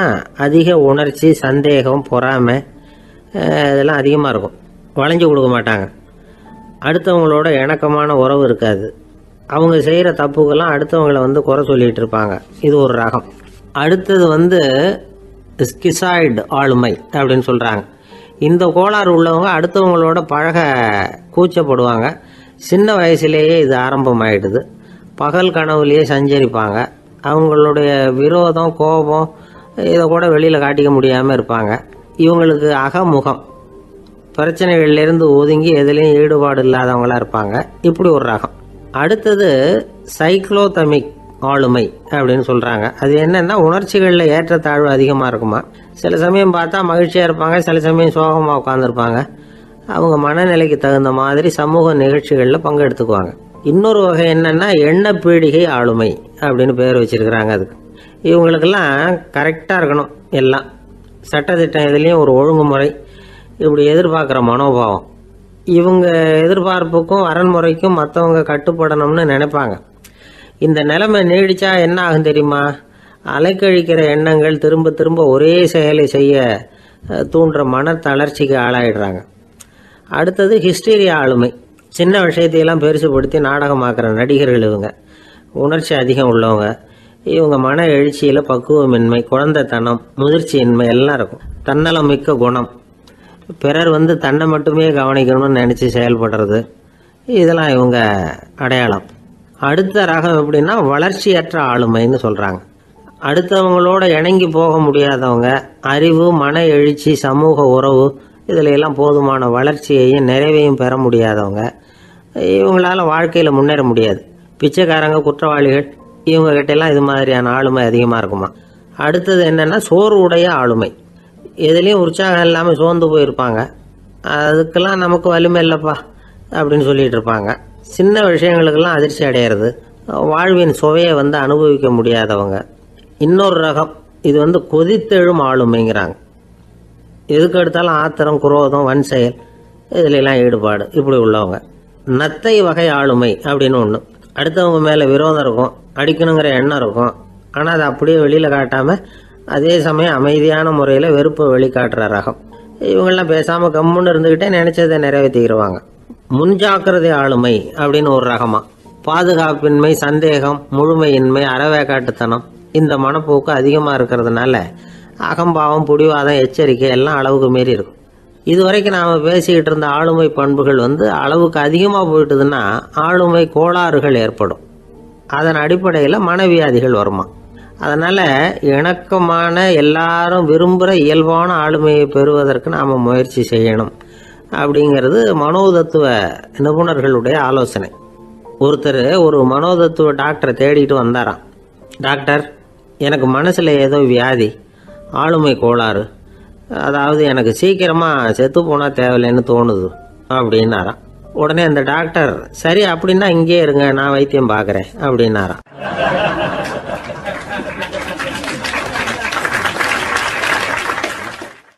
ஆஃபீஸை முடிஞ்சு வீட்டுக்கு போகிற சமயத்தில் ஒருத்தர் கடைக்கு போய் ஸ்வீட் வாங்கினார். சரி, வீட்டுக்கு பிள்ளைங்களுக்கு தான் வாங்கிட்டு போகிறார் அப்படின்னு மற்றவங்க நினச்சாங்க. அவர் அப்படி செய்யல. அந்த இடத்துலையே பொட்டலத்தை பிரித்தார். திருட மாதிரி அப்படியே சுற்றி ஒரு தரம் பார்த்துக்கிட்டார். யாரும் தெரிஞ்சவங்க இல்லைங்கிறத முடிவு பண்ணிவிட்டு அவசரமாக அதை அப்படியே போட்டு முழுகிவிட்டு கையை தொடச்சிக்கிட்டு நல்ல பிள்ளை மாதிரி நடந்து போக ஆரம்பிச்சிட்டார். அவர் யாருன்னா, அவரோட பிரச்சனை எல்லாருக்கும் தெரியாது, சில பேருக்கு தான் தெரியும். அதாவது அவர் உடம்பில் சர்க்கரை இருக்குதுன்னு டாக்டர் சொல்லிவிட்டாராம். அதனால் வீட்டில் சர்க்கரையே இவர் கண்ணில் காட்டுறதில்ல. அதனால் இவர் யார் கண்ணிலையும் படாமல் இப்படிப்பட்ட வேலைகள்லாம் செய்கிறது வழக்கம். யாருக்கும் தெரியாமல் இப்படி ஸ்வீட்டை வாங்கி சாப்பிட்டுட்டு அவர் பாட்டுக்கு போயிடுறது. இப்படிப்பட்டவங்களுக்கெல்லாம் கொஞ்சம் ஆறுதலான தகவல் இன்றைக்கி.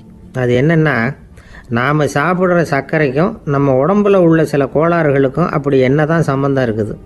இதை பற்றி சமீபத்தில் சில ஆராய்ச்சிகள்லாம் நடந்திருக்குது. ஏன்னா சர்க்கரைன்னாவே விஷம் மாதிரி அதை பார்க்குறவங்களும் சில பேர் உண்டு. சின்ன பிள்ளைங்களுக்கு வயத்தில் பூச்சி உண்டாகிறதுலேருந்து பெரியவங்களுக்கு நீரிழிவு வர்ற வரைக்கும் எல்லாத்துக்கும் சர்க்கரை தான் காரணம்னு சொல்லிகிட்டு இருக்கிறோம். ஆனால் அந்த அளவுக்கு பயப்பட வேண்டிய அவசியம் இல்லை அப்படின்னு சொல்கிறாங்க. சர்க்கரை வியாதி, இருதய நோய், பித்த நீர்ப்பை நோய் இதெல்லாம் சில நோய்கள்லாம் நாம் சாப்பிட்ற சர்க்கரைக்கும் தொடர்பு இருக்குன்னு நினைக்கிறோம். ஆனால் அப்படி சம்பந்தம் உண்டுங்கிறதுக்கு போதுமான அளவுக்கு ஆதாரம் இல்லை அப்படிங்கிறாங்க ஆராய்ச்சியாளர்கள். ஒரே ஒரு சம்பந்தம் தான் உறுதியாக இருக்குதான்.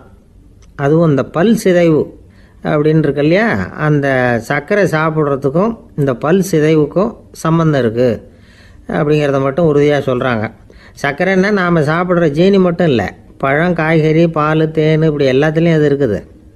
கேரட்டு கொடுக்குற சத்தில் 88% சர்க்கரை, ஆப்பிள் கொடுக்குற சக்தியில் 95% சர்க்கரை. இது ஜீனி சர்க்கரை, இது ஆப்பிள் சர்க்கரை அப்படிங்கிற வித்தியாசம்லாம் உடம்புக்கு கிடையாது. ரெண்டுமே உடனடியாக சக்தி கொடுக்குது. ஒரு ஸ்பூன் சர்க்கரையில் 16 கலோரி தான் சத்து இருக்குது. அதிகமாக சர்க்கரை சாப்பிட்டா நீரிழிவு வந்துருங்கிறது தப்பான ஒரு அபிப்பிராயம். டயபெட்டிஸுங்கிறது ஒரு மெட்டபாலிக் டிசார்டர், அவ்வளவுதான். அதாவது நாம் சாப்பிட்ற சர்க்கரையை நம்ம உடம்பு திறமையாக உபயோகப்படுத்திக்க முடியல அப்படின்னு அர்த்தம். அதனால தான் அதிகமாக இனிப்பு வேணாம்னு சொல்கிறோம். ஏற்கனவே உடம்பால் முடியாத ஒன்றை மறுபடியும் அது தலையில் சுமத்தி அதிகமாக வேலை வாங்க வேணாமே அப்படிங்கிறதுக்காக தான். ஆகாரத்தில் அதிகமாக சர்க்கரை இருந்தால் அதனால் உடனே சர்க்கரை வியாதி வந்துடும்ங்கிறதுக்கு விஞ்ஞான ரீதியாக போதுமான ஆதாரம் இல்லை. அதனால் எப்போவாவது அதிகமாக ஸ்வீட்டு சாப்பிட்டுட்டா ஐயோ அதிகமாக சாப்பிட்டோமோ என்ன பண்ண போகுது தெரியலையே அப்படின்னு நினச்சி மனசை போட்டு குழப்பிக்க வேண்டியதில்லை. பொதுவாக எதுவுமே அதிகமாக வேண்டாம், எல்லாம் சீராக இருந்தால் போதும். நீரிழிவுங்கிறது புதுசாக வந்துட்ட ஒரு நோய் இல்லை, ரொம்ப காலமாகவே இருக்கிற ஒன்று தான்.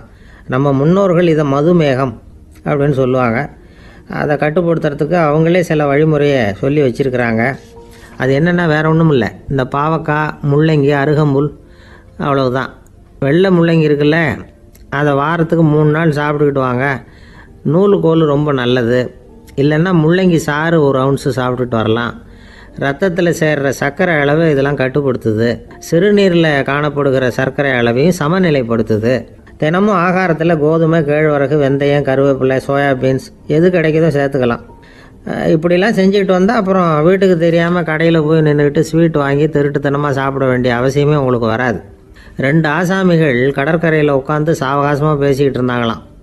ஒருத்தர் சொன்னார், இன்னொருத்தருக்கு தெரியாமல் ஸ்வீட்டு சாப்பிட்றதே எப்பவும் இடைஞ்சல் தான் சார். நேற்றுக்கு பாருங்கள் அப்படி தான் சாப்பிட்டுக்கிட்டு இருந்தேன், வீட்டுக்காரி கண்ணில் போட்டுவிட்டுது, அதுக்கப்புறம் ஒரே ரகலையாக போச்சு அப்படின்னாரா. எனக்கு கூட அப்படி தான் சார் ஆகிட்டுது, ஒரே ரகலை அப்படின்னாரா இன்னொருத்தர். நீங்கள் சாப்பிட்டதும் உங்கள் வீட்டுக்காரங்க கண்ணில் போட்டுவிட்டுதா சார் அப்படின்னு கேட்டிருக்காரு இவர். அதுக்கு அவர் சொன்னாராம், அப்படி இல்லை சார், கடைக்காரர் கண்ணில் போட்டுவிட்டுதோ, நான் அவருக்கு தெரியாமல் அந்த ஸ்வீட்டை அவர் கடையிலேருந்து எடுத்திருந்தேன் அப்படின்னு விளக்கம் கொடுத்தாராம் இந்த ஆள்.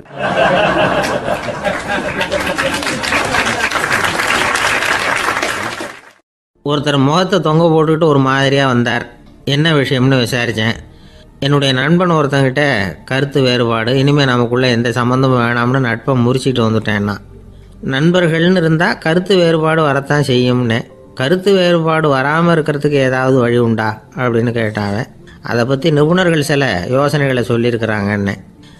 முதல் விஷயம் என்னென்னா, உங்கள் நண்பனுக்கு ஒரு செய்தி சொல்லணும்னா அதை நீங்களே நேரடியாக சொல்லுங்கள், அல்லது உங்கள் கைப்பட கடிதம் எழுதுங்க. அதாவது நேரடி தொடர்பு முக்கியம்.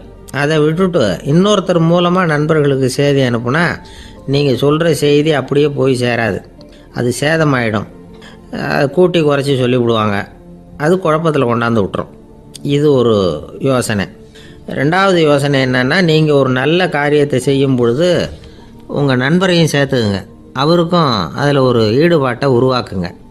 3வது யோசனை, நம்ம பக்கத்தில் இருக்கிற நண்பர் மகிழ்ச்சி அடைகிற மாதிரி ஏதாவது செய்யணும். சின்ன சின்ன செயல்களாக இருந்தாலும் பரவாயில்ல, அவர் நமக்கு எதுவும் செய்யலையே, நாம் எதுக்கு செய்யணும் அப்படின்னு நினச்சிக்கிட்டு இருக்கக்கூடாது. 4வது யோசனை என்னென்னா, உங்களுக்கு ஒரு பிரச்சனையா அல்லது உங்கள் நண்பருக்கு ஒரு பிரச்சனையா, எதுவாக இருந்தாலும் 2 பேரும் சேர்ந்து உட்காந்து ஆலோசனை பண்ணுங்கள்.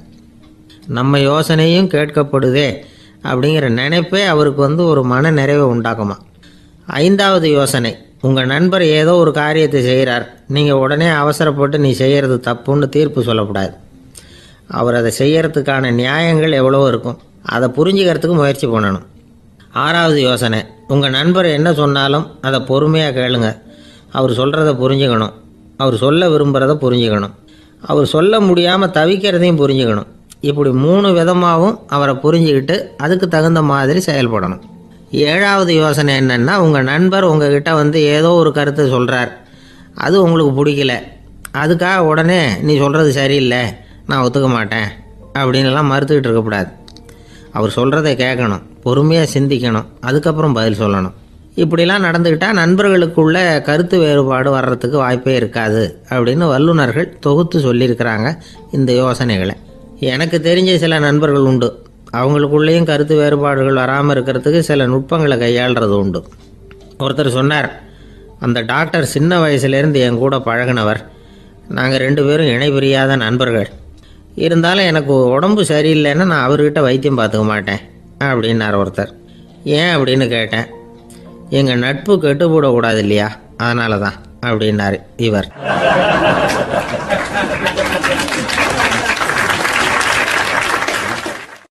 ஒரு மனுஷனுக்கு 3 விதத்தில் கர்வம் உண்டாகிறதுக்கு வாய்ப்பு உண்டு. பணம், பதவி, புகழ். பணம் அதிகமாக வந்தால் கர்வம் வரலாம், பதவி பெருசாக வந்துட்டுதுன்னா கர்வம் வரலாம், புகழ் அதிகமாக போனாலும் கர்வம் வரலாம். இந்த 3 வகையான கர்வத்துக்கும் இடம் கொடுக்காம இருக்கிறாங்க பாருங்க, அவங்க தான் சிறந்த மனிதர்கள். ஒரு பெரிய பொறுப்பில் இருக்கிறவங்களுக்கு கர்வம் வந்துடக்கூடாது. அப்படி வந்துட்டுதுன்னா அது எல்லாருக்கும் இடைஞ்சல். ஒரு ராஜா இருந்தார். அவர் ஒரு நாள் தன்னுடைய தலைநகரத்தை சுற்றி வந்துக்கிட்டு இருந்தார். ஒரு இடத்துல ஒரு அழகான நிலத்தை பார்த்தார். ஆஹா, இந்த இடத்துல நமக்குன்னு ஒரு மாளிகையை கட்டினா எவ்வளோ நல்லா இருக்கும் அப்படின்னு நினச்சார். ராஜா நினச்சா அது முடியாத காரியமா? சரி, இந்த நிலம் யாருக்கு சொந்தம்னு விசாரிங்க அப்படின்னார் பக்கத்தில் இருந்தவங்கக்கிட்ட. அவங்கெல்லாம் ஓடி போய் விசாரித்தாங்க. அந்த இடம் ஒரு வயசான கிழவிக்கு சொந்தம், வயசான அம்மாவுக்கு சொந்தமாக. அந்த அம்மா தான் அதில் ஒரு குடிசையை போட்டு குடியிருந்துகிட்டு இருக்கிறாங்க. சரி, அந்த நிலத்துக்கு ஒரு விலையை நிர்ணயம் பண்ணி அதை அந்த வயசான அம்மாக்கிட்ட கொடுத்துருங்கோ அப்படின்னு உத்தரவு போட்டார் ராஜா. ஆனால் அந்த அம்மா, இது எங்கள் பூர்வீக இடம், இதை விற்க மாட்டேன் அப்படின்னு சொல்லிவிட்டுது. சரி, 2 பங்கு விலை கொடுக்குறோம்னு சொல்லி பாருங்க அப்படின்னாங்க. அப்படியே சொன்னாங்க அரண்மனை ஆட்கள். அதுக்கும் சம்மதிக்கலை அந்த அம்மா. இதை கேள்விப்பட்டதும் ராஜாவுக்கு கோபம் வந்துட்டுது. தன்னுடைய ஆளுங்களை கூப்பிட்டார். போய் அந்த குடிசையை பிரித்து எறிங்க, காசெல்லாம் ஒன்றும் கொடுக்காதீங்க அப்படின்னு கத்தினார். அவ்வளோதான். அடுத்த நிமிஷம் அரண்மனை ஆசாமிகள் போனாங்க, குடிசையை பிரித்து எரிஞ்சாங்க. அந்த வயசான அம்மா இருக்குது, அதுவும் அந்த இடத்த விட்டு துரத்தி விட்டாங்க. அந்த இடத்துல ஒரு அரச மாளிகையை கட்டி முடிச்சிட்டாங்க. அந்த வயசான அம்மா பாவம், ராஜாவே இப்படி பண்ணால் யார்கிட்ட போய் முறையிட முடியும்? ஒரு ஞானி இருந்தார், அவர்கிட்ட போய் சொன்னாங்க. அவர் இவங்க சொன்னதை கேட்டு மனசில் வச்சுக்கிட்டார். ஒரு நாள் அந்த ராஜாவே இந்த ஞானியை கூப்பிட்டார்.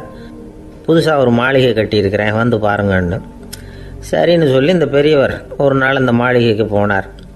சும்மா போகல, ஒரு கழுதையையும் ஓட்டிகிட்டு போனார்.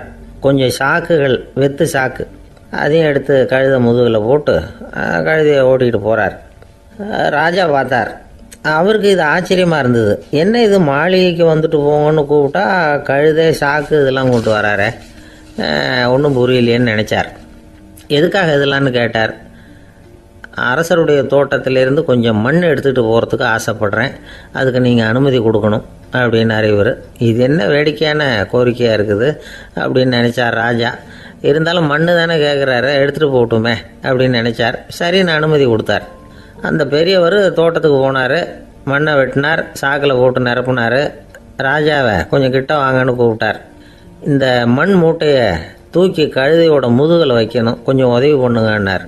ஓ, பண்ணுறேனே அப்படின்னு சொல்லி ராஜா கிட்ட போனார். மூட்டையை தூக்கி பார்க்குறாரு, முடியல, திணறி போயிட்டார். இப்போ அந்த ஞானி பேசினாராம். அரசே, இந்த ஒரு சாக்கு மண்ணையே உங்களால் தூக்க முடியல, அந்த கிழவிகிட்ட இருந்து அந்த அக்கிரமமாக அபகரித்த இந்த தோட்டம் பூராவையும் சுமக்கணும்னு ஆசைப்படுறீங்களே, அது உங்களால் முடியுமா அப்படின்னு கேட்டாராம். ராஜா யோசனை பண்ண ஆரம்பித்தார். தன்னுடைய செயலுக்காக வருத்தப்பட்டாராம். அந்த வயசான அம்மாவை உடனடியாக வரவழைச்சார். தாயே, தப்பு பண்ணிட்டேன், என்னை மன்னிச்சுக்குங்க, இன்னையிலேருந்து இந்த மாளிகையும் தோட்டமும் உங்களுக்கு தான் சொந்தம் அப்படின்னு சொல்லிவிட்டாராம். போகிறப்ப இந்த உலகத்திலேருந்து எண்ணத்தை எடுத்துகிட்டு போக போகிறோம், அதனால் ரொம்பவும் அலட்டிக்க வேண்டியதில்லை, கர்வப்பட வேண்டியதில்லை அப்படிங்கிறது ஒரு பெரிய உபதேசம். ஒரு பெரிய மனுஷன் சாக கிடந்தார், ரொம்பவும் அழுதார். ஏன் அழறீங்க அப்படின்னு கேட்டாங்க சுற்றி இருந்தவங்க. நான் சாகிறதுக்காக கவலைப்படலை, நான் நம்ம ஜனங்களுக்காக எவ்வளவோ காரியம்லாம் செஞ்சுக்கிட்டு வந்தேன்.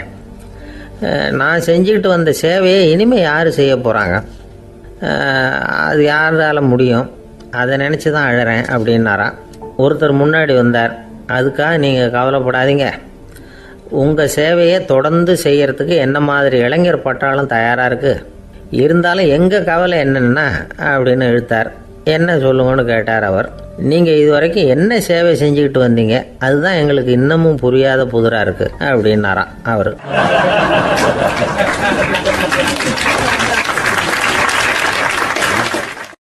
ஒரு சிகை அலங்கார கூடம், ரொம்ப சுறுசுறுப்பாக எல்லாரும் வேலை செஞ்சுக்கிட்டு இருக்கிறாங்க. முடிவெட்டிக்க வந்திருக்கிறவங்க நிறைய பேர், எல்லாரும் வரிசையாக உட்காந்துருக்குறாங்க. அந்த சமயத்தில் திடீர்னு கதவை திறந்துக்கிட்டு ஒருத்தர் உள்ளே வர்றார். அவர் ஒரு பெரிய மனிதர், அவரும் முடிவெட்டிக்கிறதுக்காக தான் உள்ளே வந்திருக்கிறார். அவரை பார்த்த உடனே அங்கே வரிசையில் உட்காந்துருந்தவங்க எல்லாரும் எழுந்திரிச்சு அவர்கிட்ட வந்துட்டாங்க. அவரை சுற்றி நின்றுக்கிட்டாங்க. எப்படி இருக்கிறீங்க, நல்லா இருக்கீங்களா அப்படின்னு விசாரிக்க ஆரம்பிச்சிட்டாங்க. எல்லாம் முடிஞ்சதும் வந்தவர் கேட்டார், வரிசையில் கடைசியாக இருக்கிறவர் யார் அப்படின்னு கேட்டார். ஏன்னு கேட்டாங்க. நான் அதுக்கு அடுத்தபடியாக உட்காரணும், அதுக்காக தான் கேட்குறேன் அப்படின்னார். உடனே அங்கே இருந்தவங்கெல்லாம் என்ன சொன்னாங்க தெரியுமா? நீங்கள் வரிசையில் காத்திருக்கக்கூடாது, நீங்கள் அரசாங்கத்தின் தலைவர், உங்களுக்கு நேரம் முக்கியம், அதனால் நீங்கள் முன்னாடி போங்க அப்படின்னு சொன்னாங்க. ஆனால் அதை அவர் கேட்கல. தோழர்களே, உங்களுடைய கருத்துக்கு ரொம்ப நன்றி. எல்லாரும் வரிசையாக தான் வரணும், அதுதான் முறை. வரிசையில் வரணுங்கிற நடைமுறையை நானும் பின்பற்ற விரும்புகிறேன். நாம் எல்லாரும் சமமானவர்கள் அப்படின்னார். இப்படி சொல்லிவிட்டு வரிசையில் கடைசியாக இருந்த ஒரு நாற்காலியில் போய் உட்காந்துக்கிட்டார். தன் சட்டை பையில் இருந்த ஒரு செய்தித்தாளை எடுத்தார், படிக்க ஆரம்பிச்சிட்டார். ஆனால் அங்கே இருந்தவங்களால இதை பார்த்துக்கிட்டு சும்மா இருக்க முடியல. ஒருத்தர் எழுந்திரிச்சு வந்தார். ஐயா, இப்போ என்னுடைய முறை வந்திருக்குது, நான் தான் போக வேண்டிய முறை. உங்களை இங்கே காத்திருக்க வைக்கிறத விட ஒரு 5 ஆண்டுகளுக்கு கூட நான் முடிவெட்டிக்காமே இருந்துட முடியும் அப்படின்னார். அவர் மறுபடியும் சொன்னார், ஐயா, நீங்கள் வரிசை முறையை தாண்டி போக விருப்பப்படல, சரி, ஆனால் என்னுடைய முறையை மாற்றி கொடுக்கறதுக்கு எனக்கு முழு உரிமை இருக்குது. இதுக்கு பதிலாக உங்களுடைய கடைசி இடத்த நான் எடுத்துக்கிறேன், இதை நீங்கள் மறுக்க முடியாதுன்னார். அங்கே இருந்த மற்றவங்களும் இதை ஒரு மனசாக வற்புறுத்த ஆரம்பிச்சிட்டாங்க. அந்த பெரிய மனிதர் பார்த்தார், சரின்னு கடைசியாக ஒத்துக்கிட்டார். அவர் யார் தெரியுமா? அவர் தான் மாவீரர் லெனின். ரஷ்யாவில் கிரெம்ளின் சிகை அலங்கார கூடத்தில் தான் இது நடந்தது. எல்லாரும் இந்நாட்டு மன்னர்கள்னு வாயளவில் பேசுறதுல என்ன பிரயோஜனம்? நாம் எல்லாரும் சமங்கிறத நடைமுறையில் கடைபிடிச்சி காட்டினவங்க கொஞ்சம் பேர் தான். அவங்களில் ஒருத்தர் தான் லெனின். வரிசையில் நின்று வர்றதுங்கிறது ஒரு சிறந்த பண்பு, உயர்ந்த பண்பு. இன்றைக்கி பல இடங்களில் அது நமக்கு தேவைப்படுது. ஒரு ரேஷன் கடைவாசல், கடை திறக்கிறதுக்கு முன்னாடியே எல்லாரும் வரிசையில் நின்றுட்டாங்க. கடைசியாக வந்த ஒருத்தர் க்யூவில் முன்னாடி போகிறதுக்கு முயற்சி பண்ணுறார். ஏற்கனவே நின்றுட்டு இருக்கிறவங்க அவரை முன்னாடி போகிறதுக்கு விட மாட்டேங்கிறாங்க. கடைசியாக போய் நில்லையா அப்படின்னு எல்லாரும் கத்துறாங்க. அது அவர் காதில் வாங்கலை. முண்டி அடிச்சுக்கிட்டு முன்னாடி போகிறதுக்கே முயற்சி பண்ணிகிட்டு இருக்கிறார். எல்லாரும் சேர்ந்து அவரை வலுக்கட்டாயமாக இழுத்து கொண்டாந்து பின்னாடி கொண்டு போய் நிறுத்திவிட்டாங்க. நிறுத்திவிட்டு சொன்னாங்க, இதை பாருப்பா, நாங்கள் இருக்கிற வரைக்கும் நீங்கள் முன்னாடி போய் எதையும் வாங்க முடியாது, தெரிஞ்சுக்கோ அப்படின்னாங்க. இப்போ அந்த ஆள் சொன்னாராம், நான் இங்கே பின்னாடி நிற்கிற வரைக்கும் நீங்களும் எதுவும் வாங்க முடியாது அப்படின்னாராம். ஏன்னு கேட்டிருக்கிறாங்க. நான் தான் அந்த கடையை திறக்க வேண்டிய ஆள் அப்படின்னா.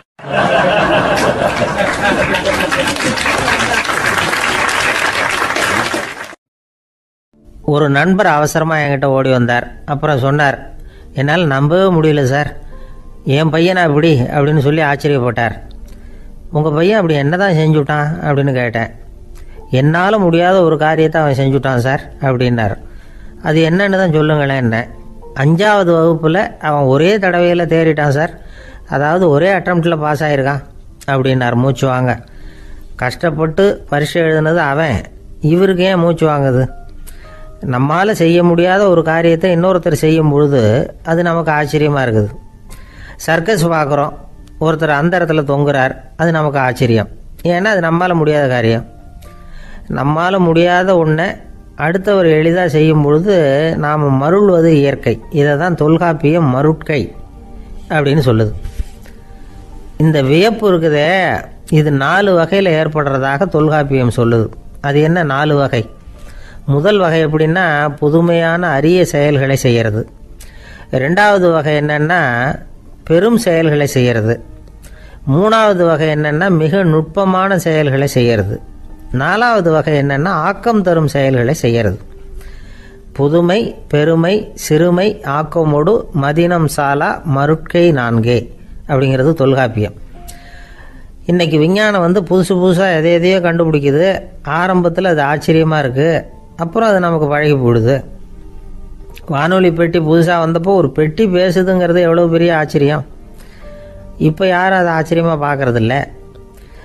மதினம் சாலா மருட்கை அப்படின்னு ஒரு சொற்றொடர் வருது பாருங்கள், அதில் கருத்தாழம் உண்டு. எதை பற்றியும் போதுமான அளவு புரிந்து கொள்ளாத போது ஒருத்தர் ஆச்சரியப்படுறார். புரிந்து கொண்ட பிறகு ஆச்சரியம் மறைஞ்சு போடுது. மிக நுட்பமான செயல்களும் நம்ம ஆச்சரியப்பட வைக்கும். ஒரு அரிசியில் ஒரு திருக்குறள் எழுதி காட்டுறாங்க, ஒரு முட்டை ஓட்டுக்குள்ளே ஓவியம் தீட்டி காட்டுறாங்க. கருங்கல் சிற்பங்களில் எவ்வளவு நுட்பமான வேலைப்பாடுகளை எல்லாம் பார்த்து ஆச்சரியப்படுறோம். இது மாதிரி ஆக்கப்பூர்வமான அரிய செயல்களை செய்கிறது கூட வியப்பை உண்டு பண்ணும். குப்பை கூலங்களை கூட வாழ்க்கைக்கு பயன்படுகிற பொருளாக மாற்றுகிறவர்கள் இருக்காங்க, அவர்களுடைய செயல் வியப்பு அளிக்குது.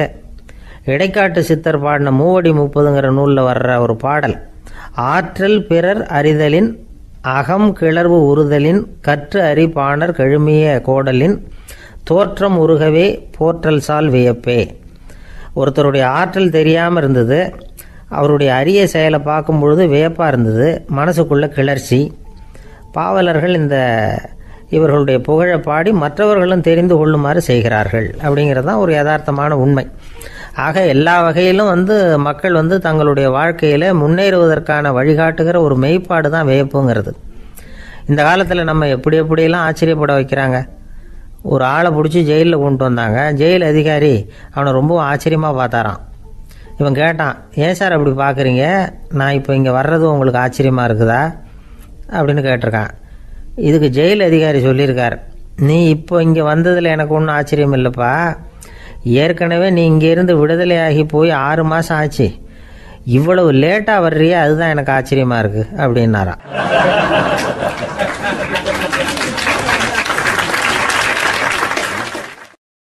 ஒருத்தர் ஒரு தவறு செஞ்சு விடுறாருன்னு வச்சுக்கங்க, உடனே நீ செஞ்சது தவறு அப்படின்னு சொல்கிறது ஒரு வகை. அதுக்கு பதிலாக எது சரின்னு அவர் புரிந்து கொள்ள உதவி செய்கிறது இன்னொரு வகை. இந்த 2வது வகை இருக்குது பாருங்கள், நிர்வாக இயலில் இது ரொம்ப முக்கியம். அலுவலகத்தில் வேலை பார்க்குற ஒருத்தர் முக்கியமாக தெரிஞ்சுக்க வேண்டியது என்ன தெரியுமா? சக ஊழியர்கள்கிட்ட எப்படி பழகணும், மேலதிகாரிகள்கிட்ட எப்படி பழகணும், தனக்கு கீழே வேலை செய்கிறவங்க கிட்ட எப்படி பழகணும், வாடிக்கையாளர்கள்கிட்ட எப்படி பழகணும், இவங்க எல்லார்கிட்டையும் செம்மையான உறவை ஏற்படுத்திக்கிறது எப்படி, இதையெல்லாம் சொல்லிக் கொடுக்குற பாடம் தான் இன்டர் பர்சனல் ஸ்கில், திறமையான உறவு அப்படிங்கிறது. எந்த வேலையில் இருந்தாலும் சரி, இந்த உறவுகளை வளர்க்கும் திறன் உள்ளவங்க சீக்கிரம் முன்னுக்கு வந்துடுறாங்க. மற்றவங்க கிட்ட உறவை பலப்படுத்திக்கிறது எப்படி அப்படின்னு தெரிஞ்சுக்கிட்டோம்னா எந்த ஒரு தடையையும் சுலபமாக தாண்டி செய்கிற தொழிலில் முன்னுக்கு வந்துடலாம். ஹார்வர்டு பல்கலைக்கழகத்தில் ஒரு கணக்கெடுப்பு பண்ணி பார்த்தாங்களாம். பார்க்குற வேலையில் எது மாதிரி குணாதிசயம் உள்ளவங்க வேகமாக முன்னுக்கு வர்றாங்க அப்படின்னு தெரிஞ்சுக்கிறதுக்காக இந்த கணக்கெடுப்பு. வெவ்வேறு துறையில் வேகமாக முன்னுக்கு வந்திருக்கிற பல பேரை சந்தித்து இந்த சர்வேயை நடத்தியிருக்கிறாங்க. அவங்க கண்டுபிடிச்சி சொல்லியிருக்கிற உண்மை என்ன தெரியுமா? ஒருத்தர் ஒரு வேலையில் இருந்தால் அது சம்பந்தப்பட்ட சப்ஜெக்ட் பற்றிய அறிவு 35% இருந்தால் போதுமா. ஆனால் உறவுகளை வளர்க்கக்கூடிய திறன், இன்டர் பர்சனல் ஸ்கில்லு 65% வேணும். இப்படி உள்ளவங்க சீக்கிரம் முன்னுக்கு வந்துடுறாங்களாம். அதனால் ஒருத்தருக்கு வேலை சரியாக புரியலைன்னா கூட விவரமாக மற்றவங்க கிட்ட பழகிறது எப்படின்னு புரிஞ்சால் போதும், அவர் முன்னுக்கு வந்துடலாம். அலுவலகங்களில் மட்டும் இல்லை, எல்லா இடங்கள்லையும் இது ரொம்ப முக்கியம். வீட்டுக்குள்ளேயும் இது ரொம்ப முக்கியம், வீட்டுக்கு வெளியேயும் இது முக்கியம். அடுத்தவங்க கிட்ட பழகிறது எப்படிங்கிறத தெரிஞ்சிக்காதவன் வாழ்க்கையில் முன்னேற முடியாது. இன்றைக்கி ஆயுதங்களால் காயப்படுத்தி கொள்ளுகிறவர்களை விட வார்த்தைகளால் காயப்படுத்தி கொள்ளுகிறவர்கள் தான் அதிகம். பெரியவங்க என்ன சொல்கிறாங்க தெரியுமா? நீங்கள் இந்த பூமியில் பிறந்ததன் அர்த்தம் பூர்த்தி ஆகணும்னா அடுத்தவங்களுக்கு உதவி பண்ணுங்க. அடுத்தவங்களுக்கு உதவி செய்ய முடியாவிட்டால் கூட பரவாயில்லை, ஆனால் யாரையும் புண்படுத்தி விடாதீங்க அப்படின்னு சொல்கிறாங்க. எனக்கு தெரிஞ்ச ஒருத்தர் ஒரு அலுவலகத்தில் வேலை பார்க்குறார். அவர் சொல்லுவார், எனக்கு இந்த இன்டர் பர்சனல் ஸ்கில் ரொம்ப அதிகம் சார், சக ஊழியர்கள்கிட்ட ரொம்ப சுமூகமாக நடந்துக்குவேன். என் கூட வேலை பார்க்குற ஒருத்தருக்கு ஏதாவது ஒரு கஷ்டம்னா அந்த சமயத்தில் அவர் செய்ய வேண்டிய வேலையை நான் செஞ்சிருவேன் சார் அப்படிம்பார். நான் அவர்கிட்ட சமீபத்தில் அப்படி ஏதாவது செஞ்சுருக்கீங்களா அப்படின்னு கேட்டேன். செஞ்சுருக்கேன் சார். போன வாரம் புதன்கிழமை ஆஃபீஸில் என் பக்கத்து சீட்டுக்காரருக்கு வயிற்று வலி, உடனே நான் மெடிக்கல் லீவ் போட்டுவிட்டு எங்கள் வீட்டுக்கு போயிட்டேன் சார் அப்படின்னார்.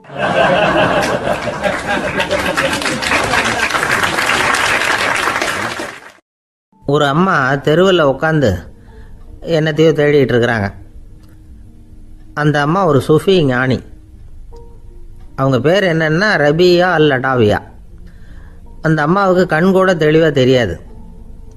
அந்த பக்கமாக வந்த சில பேர் இவங்களுக்கு உதவி செய்கிறதுக்காக வந்தாங்க. என்ன தேடிட்டு இருக்கிறீங்க அப்படின்னு கேட்டாங்க. இதுக்கு அந்த அம்மா, அந்த கேள்வி அவ்வளோ முக்கியத்துவம் இல்லை, நான் தேடிட்டு இருக்கிறேன், உங்களால் முடிஞ்சால் எனக்கு உதவி பண்ணலாம் அப்படின்னாங்களாம். உதவி செய்ய வந்தவங்களுக்கு ஆச்சரியம். எதை தேடுறோங்கிறது தெரியாமல் இப்படி ஏன் நேரத்தை செலவழிக்கிறீங்க, நாங்கள் எப்படி உங்களுக்கு உதவ முடியும், எங்களுக்கு ஒன்றும் புரியலையே அப்படின்ட்டுருக்காங்க. சரி, உங்களை திருப்தி பண்ணுறதுக்காக சொல்கிறேன். ஒரு குண்டூசி தொலைஞ்சி போச்சு, அதை தேடுறேன் அப்படின்னாங்களாம் அந்த அம்மா. அதுக்கப்புறம் இவங்களும் சேர்ந்து தேட ஆரம்பிச்சிட்டாங்க. கொஞ்ச நேரம் ஆச்சு, ஒன்றும் கிடைக்கல. உதவி செய்ய வந்தவங்களும் அழுத்து போட்டாங்க. அப்புறம் கேட்டாங்க, இதை பாருங்கம்மா, இது ரொம்பவும் பெரிய தெரு, அகலமான தெரு. அதனால் குறிப்பாக நீங்கள் எந்த இடத்துல அந்த குண்டூசியை தொலைச்சிங்க அதை சொல்ல முடியுமான்னாங்களாம். இதுக்கு அந்த அம்மா, நீங்கள் மறுபடியும் அர்த்தமில்லாத கேள்வியை கேட்குறீங்க, உங்கள் கேள்விக்கும் நான் தேடுறதுக்கும் என்ன சம்மந்தம்னாங்களாம். இதை கேட்டதும் அவங்க ஒரு மாதிரி ஆயிட்டாங்க. என்னம்மா நீங்கள் பைத்தியம் மாதிரி பேசுகிறீங்க அப்படின்னாங்களாம். சரி, உங்களை மறுபடியும் திருப்திப்படுத்துறதுக்காக சொல்கிறேன். அதை நான் எங்கள் வீட்டில் தொலைச்சுட்டேன் அப்படின்னாங்களாம். அப்புறம் எதுக்காக இங்கே தேடிட்டு இருக்கிறீங்க அப்படின்னு கேட்டிருக்காங்க.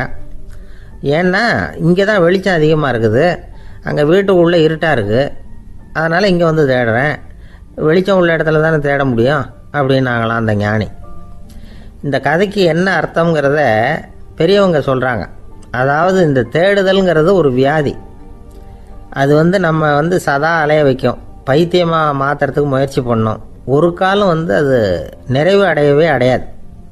வாழ்வுங்கிறது ஒரு புரிந்து கொள்ள முடியாத சதா இயங்கி கொண்டிருக்கிற ஒரு செயல். அதுக்கு ஆரம்பமும் இல்லை, முடிவும் கிடையாது. எதையோ தேடணும் அப்படிங்கிற உந்துதல் நமக்குள்ளே இருக்கும். ஆனால் குறிப்பாக எதை தேடிட்டு இருக்கிறோம் அப்படிங்கிறது புரியாது. அப்படி ஏதாவது ஒன்றை தேடி அடைஞ்சிடுறோம்னு வச்சுக்கோங்க, உடனே ஒரு அதிருப்தி வந்துடும். அதனால் வாழ்க்கைங்கிறது சலிப்பு நிறைந்தது அப்படிங்கிற எண்ணத்தை உண்டாக்கிக்கிறோம். ஒன்று அடைஞ்சதுக்கு அப்புறம் இன்னொன்று தேட ஆரம்பிச்சிருவோம். ஆக இந்த தேடல்ங்கிறது நாம் ஒன்று அடைஞ்சாலும் அடையாவிட்டாலும் தொடர்ந்து நடந்துக்கிட்டு தான் இருக்கும். இதுக்கு முடிவே கிடையாது. இந்த உண்மையை நாம் நல்லா புரிஞ்சுக்கணும் அப்படிங்கிறது பெரியவங்களுடைய கருத்து. ஏழையும் தேடுறான், பணக்காரனும் தேடுறான், நோயாளியும் தேடுறான், நோய் இல்லாதவனும் தேடுறான், அதிகாரம் உள்ளவனும் தேடுறான், அதிகாரம் இல்லாதவனும் தேடுறான், முட்டாளும் தேடுறான், அறிவாளியும் தேடுறான். ஆனால் யாரும் இதை தான் தேடி சாதிக்க போகிறோம், இதுதான் முடிவு அப்படின்னு திட்டவட்டமாக சொன்னதில்லை. ஒன்று அடைஞ்சதும் இன்னொன்று தேட ஆரம்பிச்சிடுறாங்க, அவ்வளோதான். அதாவது உங்களின் தேடுபவர் உங்கள் உள்ளே தான் இருக்கிறார், அவரை தேடி கண்டுபிடியுங்கள். இதுதான் ஞானிகள் நமக்கு சொல்லுகிற ஒரு ஆலோசனை. நம்மால் ஒருத்தன் ஜெயிலில் இருந்தான். இன்னொரு கைதி அவனை பார்த்து கேட்டான், ஏன்பா உன்னை பார்க்குறதுக்கு வெளியிலேருந்து யாருமே இங்கே வர்றது இல்லையே, உனக்கு சொந்தக்காரங்களே கிடையாதா அப்படின்னு கேட்டானா. ஏன் இல்லை, எனக்கு சொந்தக்காரங்க நிறைய பேர் உண்டு, அவங்க என்னை பார்க்க வராததுக்கு காரணம் வேற அப்படின்ட்டுருக்கான் இவன். என்ன காரணம்னு கேட்டான் அவன். அதுக்கு இவன் சொன்னானா, அதுக்கு என்ன காரணம்னா அவங்க எல்லாரும் இங்கே உள்ளேயே இருக்கிறாங்க அப்படின்னானா.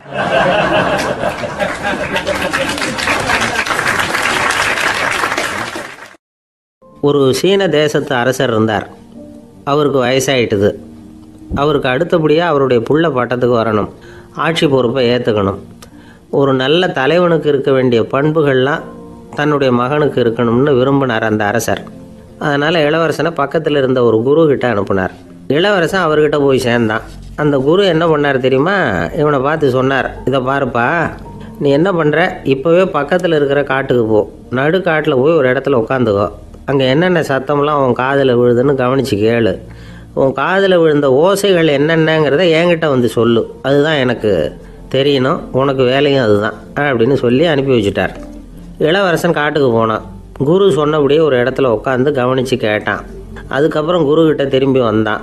என்னென்ன சத்தம்லாம் கேட்ட அப்படின்னு கேட்டார் குரு. குருவே, காட்டில் நான் பறவைகள் சத்தம்லாம் கேட்டேன், மிருகங்களின் ஓசையையும் கேட்டேன், இதை தவிர இடி மின்னல் மழை இதுகளோட சத்தத்தையும் கேட்டேன் அப்படின்னா.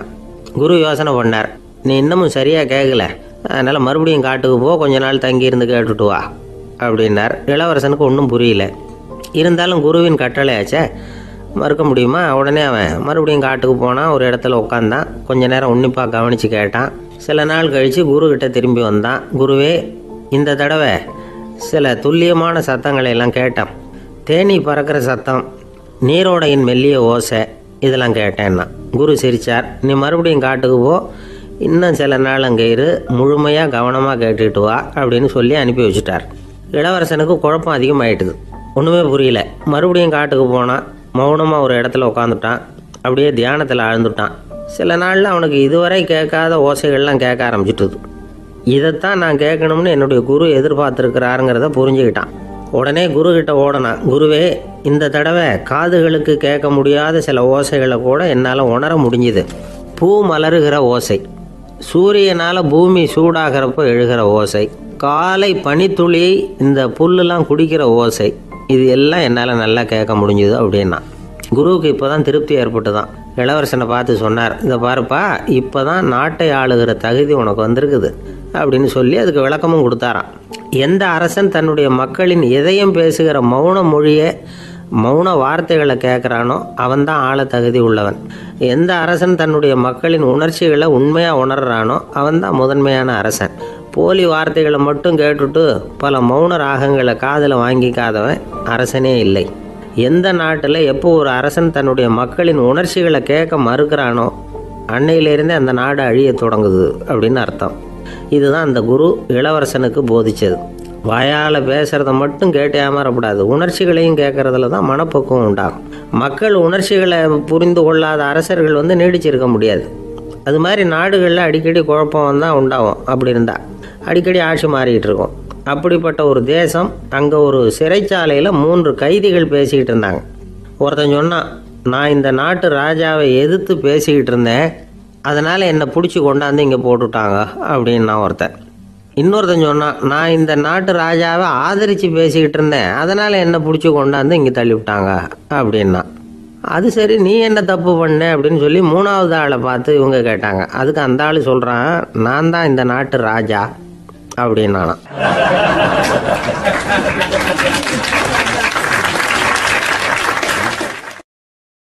ஒரு ஆசாமி வேகமாக ஓடிக்கிட்டு இருந்தான். ஏன் இப்படி ஓடுறேன்னு கேட்டார் இன்னொருத்தர்.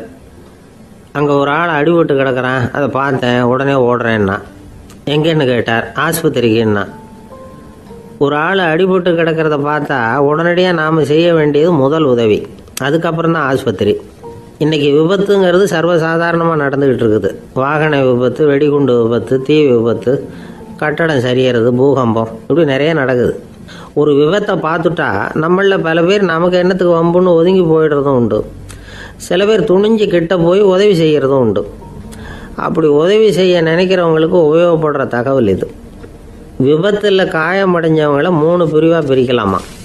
முதல் வகை கொஞ்சம் சீரியஸானது, உயிருக்கு உடனே ஆபத்து தரக்கூடியது. மூளை காயம், முகம், கழுத்து காயங்கள், இருதயம், நுரையீரல் காயங்கள், வயத்தில் உள்ளுறுப்பு காயங்கள், அதிகப்படியான இரத்தப்போக்கு, இதனால எல்லாம் பாதிக்கப்பட்டிருந்தால் அது முதல் வகை அப்படின்னு நாமளே மனசுக்குள்ளே முடிவு பண்ணிக்கணும். இவங்களுக்கெல்லாம் உடனடியாக முதல் உதவி கொடுக்கணும். தாமதப்படுத்தாமல் ஆஸ்பத்திரிக்கு கொண்டுகிட்டு போயிடணும். இப்படி கொஞ்சம் எச்சரிக்கையாக நடந்துக்கிட்டால் அவங்களில் பல பேரை காப்பாற்றி போடலாம். 2வது வகை எப்படின்னா, முதல் உதவி விரைவாக கிடைச்சா உயிர் பிழைக்கக்கூடிய மார்பு காயங்கள், கைகால் எலும்பு முறிவு, இடுப்பு முதுகெலும்பு காயம், சீரான இரத்த சேதம், இப்படிப்பட்டவங்களை 2வது வகையாக பிரிக்கணும். ஆபத்து இல்லாத சிராய்ப்புகள், சிறு காயங்கள், இரத்த உறைவுகள், இதனால் பாதிக்கப்படுறவங்க 3வது வகை. ஒருத்தர் தலையில் அடிபட்டு நினைவு விழுந்துட்டாருன்னு வச்சுங்க, அவருக்கு வாந்தி வர்றதுனால புறையேறி மூச்சு அடைப்பு உண்டாகும். இப்படி ஆகாமல் இருக்கிறதுக்காக தலையை ஒரு பக்கமாக சாய்ச்சி வைக்கலாம். நாடி துடிப்பையும் இதய துடிப்பையும் தொட்டு பார்க்கணும். அது குறைஞ்சிருந்தாலும் சரி, நின்று இருந்தாலும் சரி, அவர் மார்பை நிமிஷத்துக்கு 80 தடவை உள்ளங்கையால் அழுத்தி இதய துடிப்பை மீட்கிறதுக்கு உதவி பண்ணணும். கழுத்தில் காயம்பட்டாலும் ஆபத்து அதிகம். கழுத்துக்கு அடியில் ஒரு துண்டை மடித்து வைக்கலாம். 2 பக்கமும் சின்ன தலையணை அல்லது துணி மடிப்புகளை வச்சு கழுத்தை அதிகமாக அசையாமல் பார்த்துக்கலாம். முதுகெலும்பு முறிஞ்சிருக்குமோ அப்படிங்கிற சந்தேகம் இருந்ததுன்னா அவரை அதிகமாக அசைய விடக்கூடாது. அதிகமாக அசைஞ்சால் தண்டு இடத்துல பாதிப்பு ஏற்பட்டு கைகால் விளங்காமல் போயிடும். அவரை ஒரு கனமான போர்வை இல்லைன்னா பாயில் படுக்க வச்சு 4 பேர் மெதுவாக தூக்கி மருத்துவ உதவிக்கு அனுப்பி வைக்கலாம். கையெலும்பு முறிஞ்சிருந்தால் முறிஞ்ச பாகத்தை உடம்போடு சேர்த்து அசையாமல் கட்டி போடலாம். கால் எலும்பு முறிஞ்சிருந்தால் மற்ற காலோடு சேர்த்து கட்டி போடலாம். முறிஞ்ச பாகம் தொங்காமல் பார்த்துக்கணும், அப்போ தான் வீக்கம் உண்டாகாமல் இருக்கும். வெட்டு காயம், குண்டடிப்பட்ட காயம், இதிலெல்லாம் ரத்தப்போக்கு அதிகமாக இருக்கும். ரத்தம் வெளியேற ஆபத்து அதிகம்.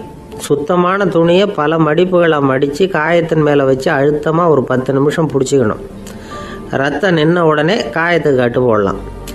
சில சமயம் காயம்பட்ட பாகத்தை உயரமாக தூக்கி பிடிச்சிக்கிட்டா தான் ரத்த கசிவு நிற்கும். இந்த விவரங்களையெல்லாம் கொஞ்சம் மனசில் வாங்கி வச்சுக்கிட்டோம்னா சமயத்தில் உதவும். ஏன்னா இந்த காலத்தில் விபத்து எந்த ரூபத்தில் எப்போ வரும்னு யூகிக்கவே முடியல. நண்பர் ஒருத்தர் சொன்னார், நேற்றுக்கு பாருங்கள் சார், என் கண்ணு முன்னாடியே ஒரு சின்ன விபத்து நடந்ததுன்னார். என்னன்னு விசாரித்தோம். ஒரு பஸ்ஸில் வந்துக்கிட்டு இருந்தேன்.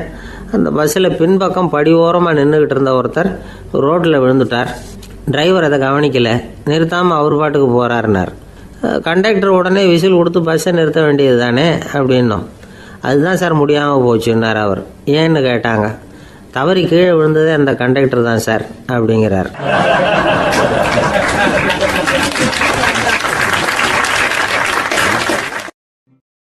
ஒரு நண்பர், அவர்கிட்ட பேசிக்கிட்டு இருந்தேன். மனித உறவுகள் பற்றி அவர் சொல்லிகிட்டு இருந்தார். அமெரிக்காவில் தந்தை மகன் உறவு எப்படி இருக்குது அப்படிங்கிறத விளக்கிறதுக்கு அவர் ஒரு கதையை சொன்னார். ஒரு அப்பா பகல் பூராவும் அலுவலகத்தில் வேலை, ஓடி ஆடி உழைச்சிக்கிட்டு களைச்சி போய் ராத்திரி 10 மணிக்கு மேலே வீடு திரும்பினான். வீட்டு வாசலில் அவரோட மகன் காத்துக்கிட்டு இருக்கிறான். இன்னமும் தூங்கலை. அப்பா வாசல்லையே தடுத்து நிறுத்தி, அப்பா உனக்கு சம்பளம் எவ்வளவு அப்படின்னு கேட்குறான். ஏற்கனவே ஆஃபீஸு பிரச்சனைகளால் அழுத்து போய் திரும்புகிற அப்பாவுக்கு கோவம் வந்துடுது. என்னடா இப்படிலாம் கேளுன்னு உங்கள் அம்மா உனக்கு சொல்லி கொடுத்தாளா அப்படின்னு சொல்லிவிட்டு உள்ளே போய் சட்டையை கட்டி மாட்டி விட்டு குளிச்சு விட்டு மறுபடியும் வெளியில் உடையை மாற்றுகிற சமயம் அப்போ மறுபடியும் மகன் உள்ளே நிற்கிறான் அவர் முன்னாடியே. அப்பா உனக்கு எவ்வளவு சம்பளங்கிறான் மறுபடியும். அப்பாவுக்கு எரிச்சல் அதிகமாகிட்டுது.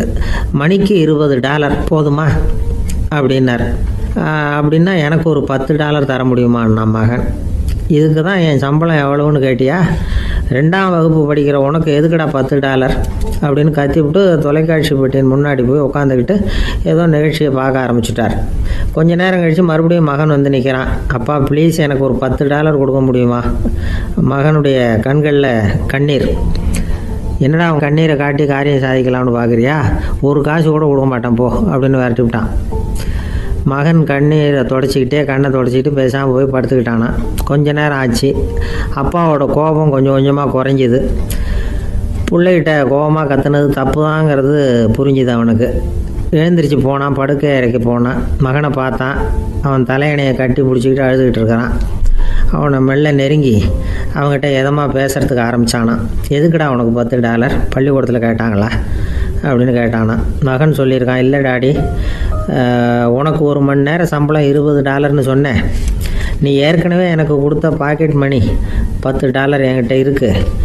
இப்போ நீ இன்னொரு $10 கொடுத்தீங்கன்னா அதையும் சேர்த்து $20 ஆகிடும். அந்த $20 நான் உனக்கு கொடுத்துருவேன். அப்படி கொடுத்தா நீ என் கூட 1 மணி நேரம் செலவழிப்ப இல்லையா?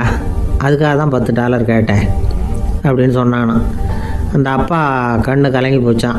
ஆதரவோடு தன்னுடைய மகனை கட்டி பிடிச்சி அழ ஆரம்பிச்சிட்டாராம். இதுதான் நண்பர் சொன்ன கதை. அமெரிக்கா மட்டும் இல்லை, உலகம் பூராவும் இன்றைக்கி மனித உறவுகள் இப்படி தான் மாறிட்டு இருக்கு. பெரியவர்கள் அறிவுரை என்ன தெரியுமா? உங்கள் குழந்தைகளிடமிருந்து குழந்தை பருவத்தை பிரித்து விடாதீர்கள் அப்படிங்கிறது தான். அதாவது இன்றைய குழந்தைகள் தங்கள் பிருந்தாவனத்தை இழந்து விடுகிறார்கள் அப்படிங்கிறது அவங்களுடைய கருத்து. இந்த நிலைக்கு நாம் காரணமாக இருந்துடக்கூடாது. குழந்தைகளோட விளையாடுவோம், குடும்பத்தோடு உறவாடுவோம் அப்படிங்கிறது தான் நம்முடைய நோக்கமாக இருக்கணும். இன்றைய உறவு முறைக்கு இன்னொரு உதாரணம் சொல்லுவாங்க. ஒருத்தர் வந்தாராம், அவர் பக்கத்தில் ஒரு சின்ன பையன். நாம் அவரை விசாரிக்கிறோம், யார் இந்த பையன் அப்படின்னா அவர் சொல்கிறார், இவன் எனக்கு தூரத்து உறவு அப்படின்னாராம். இந்த தூரத்து உறவுன்னா எப்படின்னு இருக்கான். இதுக்கு அவன் சொல்லியிருக்கிறான், இவன் எங்கள் அப்பாவுக்கு 8வது புள்ள அப்படின்னானான்.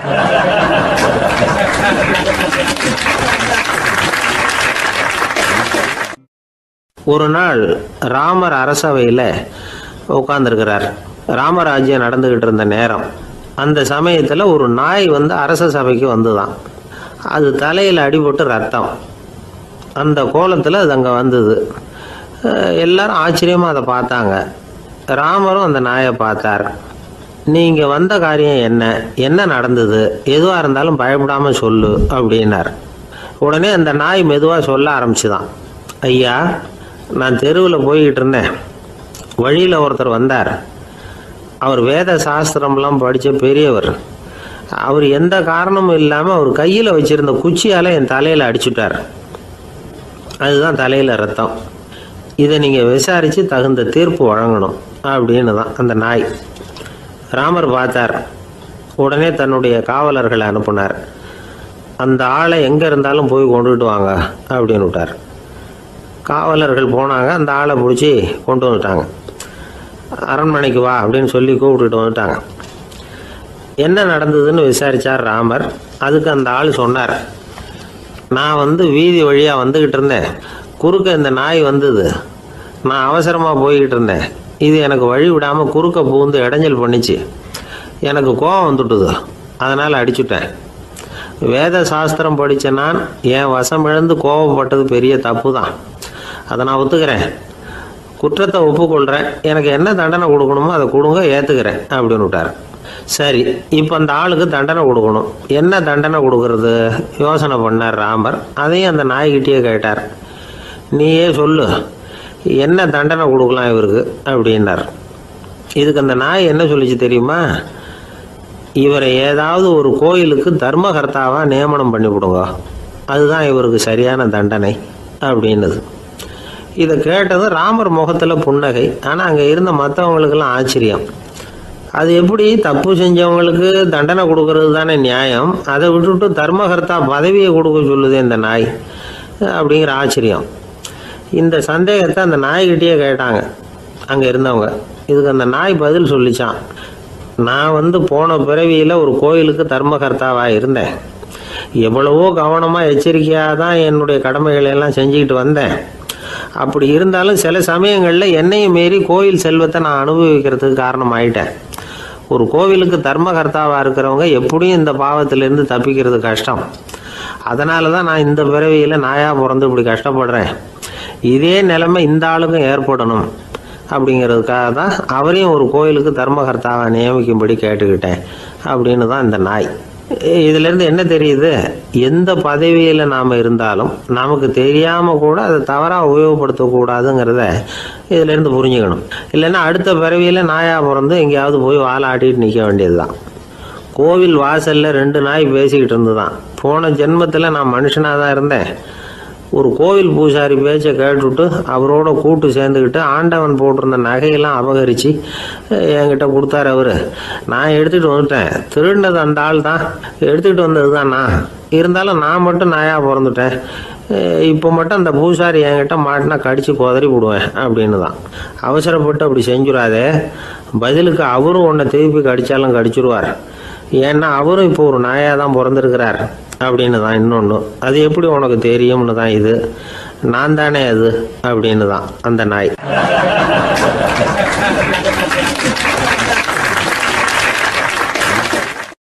கணவன் மனைவி அன்பாக இருக்கணும். ஒருத்தர் நல்லா புரிஞ்சுக்கணும். விட்டு கொடுக்குற மனப்பான்மை வேணும். அதுதான் ஒரு நல்ல குடும்பம். இன்றைக்கி பல குடும்பங்களில் அர்த்தமில்லாத சண்டைகள் தான் அதிகம். கிராமப்புறங்களில் வேடிக்கையாக ஒரு கதை சொல்லுவாங்க. ஒரு ஊரில் ஒரு ஆள் இருந்தான். வேலை வெட்டி இல்லாமல் சும்மாவே இருந்தான். அவனுக்கு கல்யாணம் பண்ணி வச்சாங்களாம். மனைவி சேர்ந்தா. சும்மாவே உட்காந்துருக்கிறியே, ஏதாவது சம்பாதிக்கிற வழியை பாரு அப்படின்ட்டுருக்கா. அதுக்கு தான் யோசனை பண்ணிகிட்டு இருக்கிறேன். ஒரு அருமையான ஐடியா அப்படின்னு நானா. என்ன அது சொல்லு அப்படின்ட்டுருக்கா. ஒரு ஆட்டுக்குட்டி வாங்க போகிறேன்ருக்கான். அதை வாங்கி என்ன பண்ண போகிறேன்னா, அந்த குட்டி வளரும், பெருசாகும், அதுக்கப்புறம் அது நிறைய குட்டி போடும் அப்படின்ட்டுருக்கான். சரி, அப்புறம் என்ன, அதையெல்லாம் சந்தையில் கொண்டுட்டு போய் விற்றுவிட்டு அந்த காசுக்கு ஒரு எருவு மாடு வாங்கலாம். சரி, அது எதுக்கு?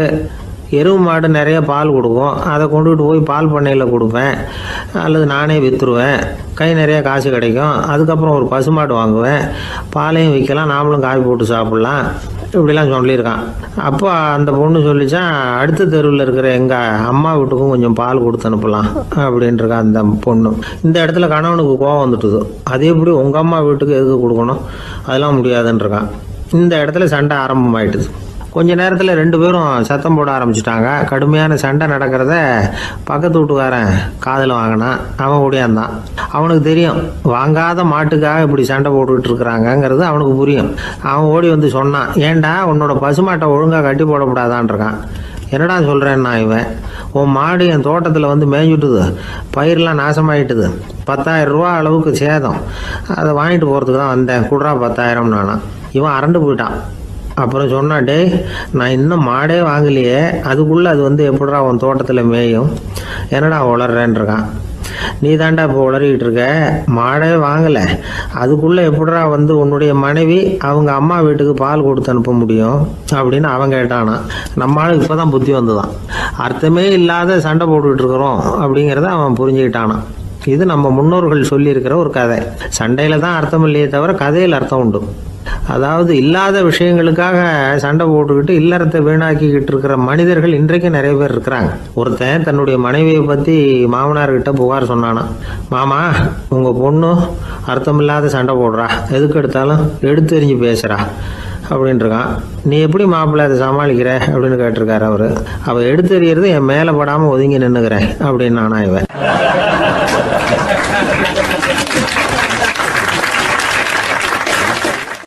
இந்த காலத்து புள்ள ஒருத்தன் தன்னோட அப்பாவை பார்த்து சொன்னான், அப்பா நான் உனக்கு உதவி செய்யலாம்னு நினைக்கிறேன், என்ன உதவி செய்யணும்னு சொல்லு அப்படின்னா. நீ சும்மா இருந்தால் அதுவே எனக்கு செய்கிற பெரிய உதவிடா அப்படின்னார் அப்பா.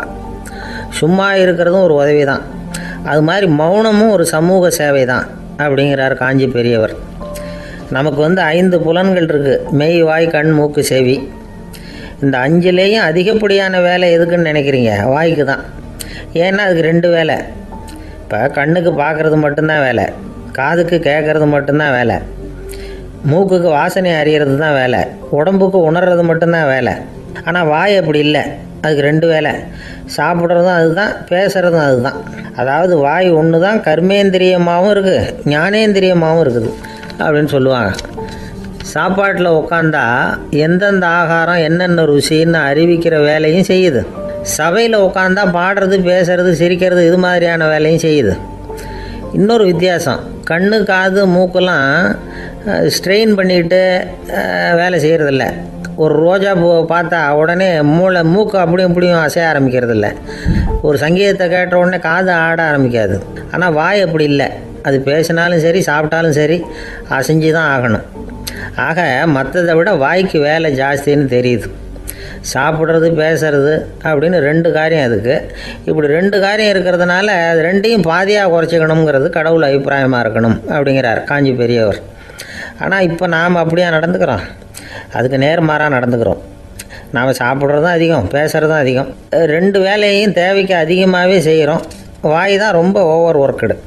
அதுக்கு ஓய்வு கொடுத்தா உடம்பும் நல்லாயிருக்கும், உலகமும் நல்லாயிருக்கும். மௌன விரதம் இருக்கிறதெல்லாம் எதுக்காக நினைக்கிறீங்க? இதுக்காக தான். இந்த காலத்தில் மௌனமாக இருக்கிறவங்கெல்லாம் மகத்தான தொண்டு செய்கிறாங்க அப்படின்னு தான் சொல்லணும். சத்தம் அதிகமாக போய் தான் சவுண்டு பொல்யூஷன் வருது. அது மட்டும் இல்லை, மௌனமாக இருந்தால் சண்டை சச்சரவே வராது. மௌனம் கலக நாஸ்தி. ஆக இதுவும் ஒரு சமூக சேவை தான். நமக்கு தான் வாய் இருக்குதுங்கிறதுக்காக வசமாக சாப்பிட்றதும் தப்பு, வளவளன்னு பேசுகிறதும் தப்பு. ஒரு கருத்தை சொல்கிறதுக்கு ஒரே ஒரு சொல்லு போதும் அப்படின்னு இருக்கும்பொழுது 2 சொற்களை செலவு பண்ணாதே. எவ்வளவு சொன்னாலும் அதனால் ஒரு பயனும் விளையாது அப்படின்னு தெரிய வருமேயானால் அந்த ஒரு சொல்லையும் விரயம் பண்ணாதே அப்படிங்கிறார் ஒரு அறிஞர். எல்லா குணங்கள்லேயும் மௌனம்தான் சிறந்தது அப்படிங்கிறார் ஒருத்தர். மௌனமாக இருக்கிறது மூலமாக மற்றவர்கள் குறைகளை வந்து நம்மளால் தெரிஞ்சிக்க முடியும். அதே சமயத்தில் நம்மக்கிட்ட இருக்கிற குறைகளை மற்றவங்களுக்கு தெரியாமல் மறைச்சிக்கவும் முடியுங்கிறார் அவர். உண்மைதானே? ஒரு பெரிய மேடை பேச்சாளர், பொது வாழ்க்கையில் 25 வருஷ காலமாக ஈடுபட்டிருக்கிறவர். அவர் மனைவி ஒரு நாள் சொன்னாங்க, எங்கள் வீட்டுக்காரர் 25 வருஷ காலமாக பொது வாழ்வில் ஈடுபட்டிருந்தா கூட இந்த மாதம் 10ஆம் தேதியிலேருந்து தான் மக்களுக்கு சேவை செய்ய ஆரம்பிச்சிருக்கார் அப்படின்னு நாங்கள் ரொம்ப பெருமையாக. 10ஆம் தேதிக்கு அப்படி என்ன விசேஷம் அப்படின்னு கேட்டோம். அன்னையிலேருந்து தான் அவர் மேடையில் பேசுகிறத நிறுத்தினார் அப்படின்னாங்க அந்த அம்மா.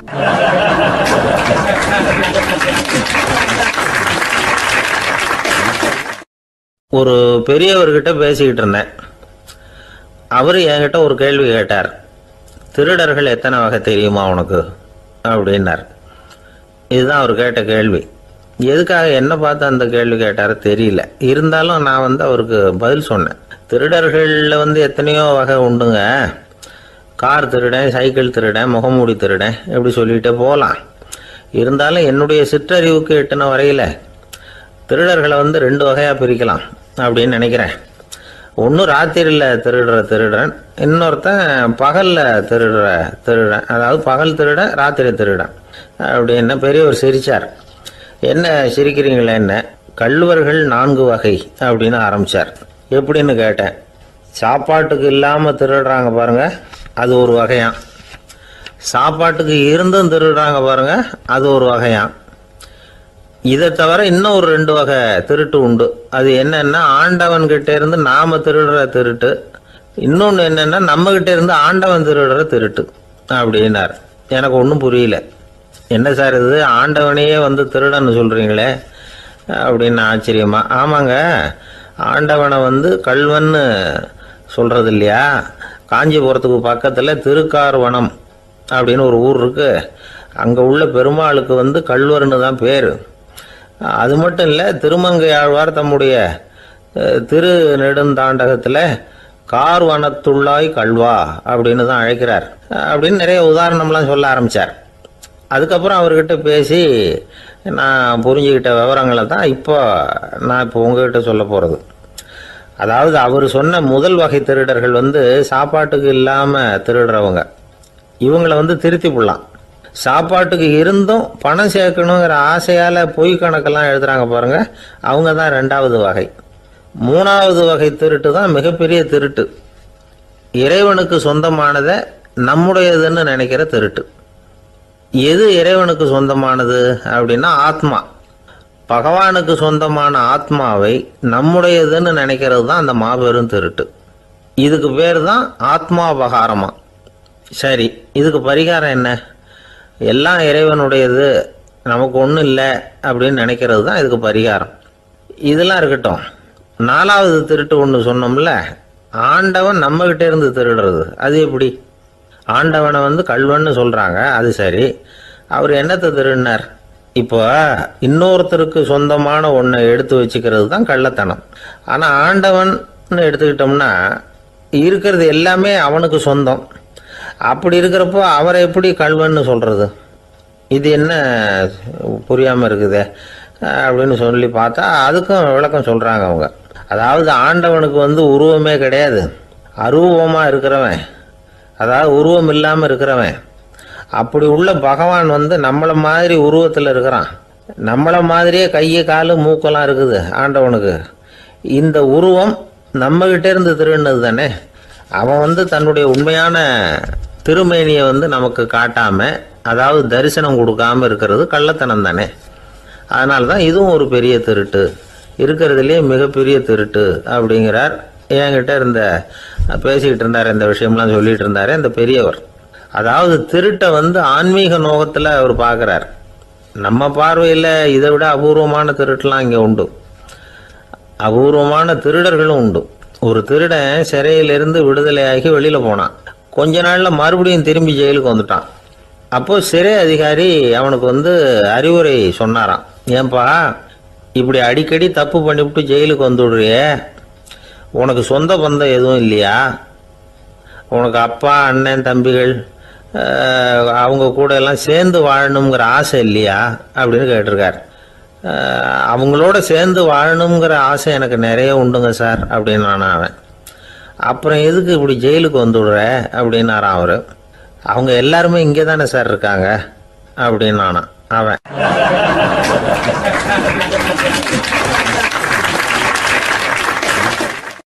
நம்ம கிட்ட ஒருத்தன் தப்பா நடந்துக்கிட்டானா உடனே நாம என்ன செய்வோம்? கையை ஓங்கிட்டு அவனை அடிக்க போவோம். நாம அவங்கிட்ட அவனை விட ஒருபடி மேலா தப்பா நடந்துக்குவோம். ஆனா பெரியவங்கெல்லாம் அப்படி நடந்துக்கிறது இல்லை. இன்னா செய்தாரை ஒருத்தல் அவர் நாண நன்னயம் செய்து விடல் அப்படின்னு வள்ளுவர் சொல்லியிருக்கார் இல்லையா? அதுக்கு தகுந்த மாதிரி நடந்துக்குவாங்க. பாயசித் விஸ்தாமிங்கிறவர் ஒரு பெரிய ஞானி. அவர் ஒரு நாள் ராத்திரி ரொம்ப நேரம் மசூதியில் இருந்துட்டு வீட்டுக்கு திரும்பி வந்துகிட்டு இருக்கிறார். வழியில் ஒரு குடிகாரன், அவன் கையில் ஒரு இசைக்கருவி, அதை கண்ணா பின்னான்னு மீட்டிக்கிட்டு வாய்க்கு வந்தபடி என்னத்தையோ பாட்டுன்னு நினச்சிக்கிட்டு பாடிக்கிட்டு அவன் பாட்டுக்கு கிடக்கிறான் வழியில். அதோடு இருந்தாலும் பரவாயில்ல, அந்த பக்கமாக வழியில் போகிறவங்க வர்றவங்களையெல்லாம் பார்த்து கண்ணா பின்னான்னு திட்டிக்கிட்டு இருக்கிறான், ரொம்ப வளர்க்குறான். பாயசித் பிஸ்தாமிங்கிற அந்த பெரியவர் அந்த வழியாக போகிறார். அவனை பார்க்குறார். அவனுடைய நிலைமையை பார்த்துட்டு பரிதாபப்படுறார். ஏன்பா இது மாதிரியெல்லாம் நடந்துக்கிற, இப்படி நடக்கலாமா அப்படின்னு ஏதோ கொஞ்சம் புத்திமதி சொல்கிறதுக்கு ஆரம்பித்தார். அவனுக்கு கோபம் வந்துட்டுது. கையில் வச்சிருந்த வாத்திய கருவி அதால் ஓங்கி அந்த பெரியவர் தலையில் ஒரு அடி கொடுத்தான். ரத்த காயம் ஏற்பட்டு போச்சு. அவன் கையில் இருந்த இசைக்கருவியும் அடித்த வேகத்தில் ரெண்டாக உடஞ்சி போச்சு. அவ்வளோ வேகமாக அடிச்சிருக்கான். இவ்வளவு தூரத்துக்கு நடந்து போச்சுல்ல, அந்த மாபெரும் ஞானி வாயை திறந்து ஒரு வார்த்தை கூட பேசலை. பேசாமல் தலையை பிடிச்சிக்கிட்டு அவர் பாட்டுக்கு போயிட்டார். மறுநாள் அந்த பெரியவர் என்ன பண்ணார் தெரியுமா? கொஞ்சம் இனிப்பு பண்டங்கள், கொஞ்சம் பணம், இது ரெண்டையும் ஒரு ஆள் மூலமாக அனுப்பி வச்சார் அந்த குடிகாரனுக்கு. அவனுக்கு ஒன்றும் புரியல. என்ன விவரம்னு விசாரித்தான். வந்த ஆள் ஒரு கடுதாசியை நீட்டினான். அதில் விவரம் இருந்தது. ஞானி எழுதியிருக்கிறார், இதை பார்ப்பா, உங்களுடைய இசைக்கருவி உடையறதுக்கு என்னுடைய தலை காரணமாக ஆயிட்டுது. அதுக்காக நான் ரொம்ப வருத்தப்படுறேன். அதுக்காக தான் பணம் அனுப்பி வச்சுருக்கேன். வேறு புதுசாக ஒரு இசைக்கருவி வாங்கிக்கோ. அப்புறம் இன்னொரு விஷயம், நேற்றுக்கு ராத்திரி என்கிட்ட ஏகப்பட்ட கசப்பான வார்த்தைகளை பேசினேன். இதோட அனுப்பியிருக்கிற இனிப்பு பண்டங்களை சாப்பிட்டு உன்னுடைய நாவில் உள்ள கசப்பை மாற்றிக்கோ அப்படின்னு அதில் எழுதப்பட்டிருந்தது. இந்த சமயத்தில் அவன் குடி மயக்கத்தில் இல்லை, கிழிஞ்சு போயிருந்த நேரம் அது. அதனால் அதை படித்த உடனே அவனுக்கு ரொம்ப வெக்கமாக போச்சு. தலை குனிஞ்சான், யோசனை பண்ணான். கொஞ்ச நேரத்தில் தன்னுடைய நண்பர்கள் சில பேரையும் கூப்பிட்டுக்கிட்டு நேராக அந்த ஞானி இருக்கிற இடத்துக்கு ஓடினான். அவர் காலில் விழுந்தான். அவர்கிட்ட மன்னிப்பு கேட்டுக்கிட்டான். பெரியவங்களே தெரியாமல் நான் இந்த பாவச் செயலை பண்ணிவிட்டேன், என்னை மன்னிச்சுங்க. உங்களுடைய பொறுமையும் போதனையும் என்னுடைய கண்ணை திறந்துவிட்டுது. இனிமேல் நானும் என்னுடைய நண்பர்களும் நல்ல வழியில் திருந்தி வாழ போகிறோம் அப்படின்னா. ஞானி செய்த நன்னயம் குடிகாரனை எப்படி திருத்திருக்கு பார்த்தீங்களா? இந்த கதையை கேட்டுவிட்டு ஒருத்தர் சொன்னார், என் வாழ்க்கையில் கூட அப்படி ஒரு சம்பவம் நடந்தது சார். நானும் ஒரு நாள் ராத்திரி ஓவராக குடிச்சிட்டு ஒரு கிட்டாரை வாசிச்சுக்கிட்டு கண்ணாபின்னான்னு உளறிக்கிட்டு திட்டிக்கிட்டு இருந்தேன். அந்த சமயம் அந்த வழியாக ஒருத்தர் வந்தார். ஓங்கி தலையில் ஒரே ஒரு அடி, ரத்தம் வந்துட்டுது. அதுக்கப்புறம் என் மனசு தெரிந்துட்டுது சார் அப்படின்னார். அப்படியா என்ன? ஆச்சரியமா. ஆமாம் சார், அடி விழுந்தது அவர் தலையில் இல்லை, ஏன் தலையில்.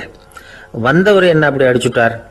மயக்கம் தெளிஞ்சதுக்கு அப்புறம்தான் எனக்கு விவரம் புரிஞ்சுது. அவர் ஒரு போலீஸ்காரர் அப்படின்னார் ரொம்ப சோகமா.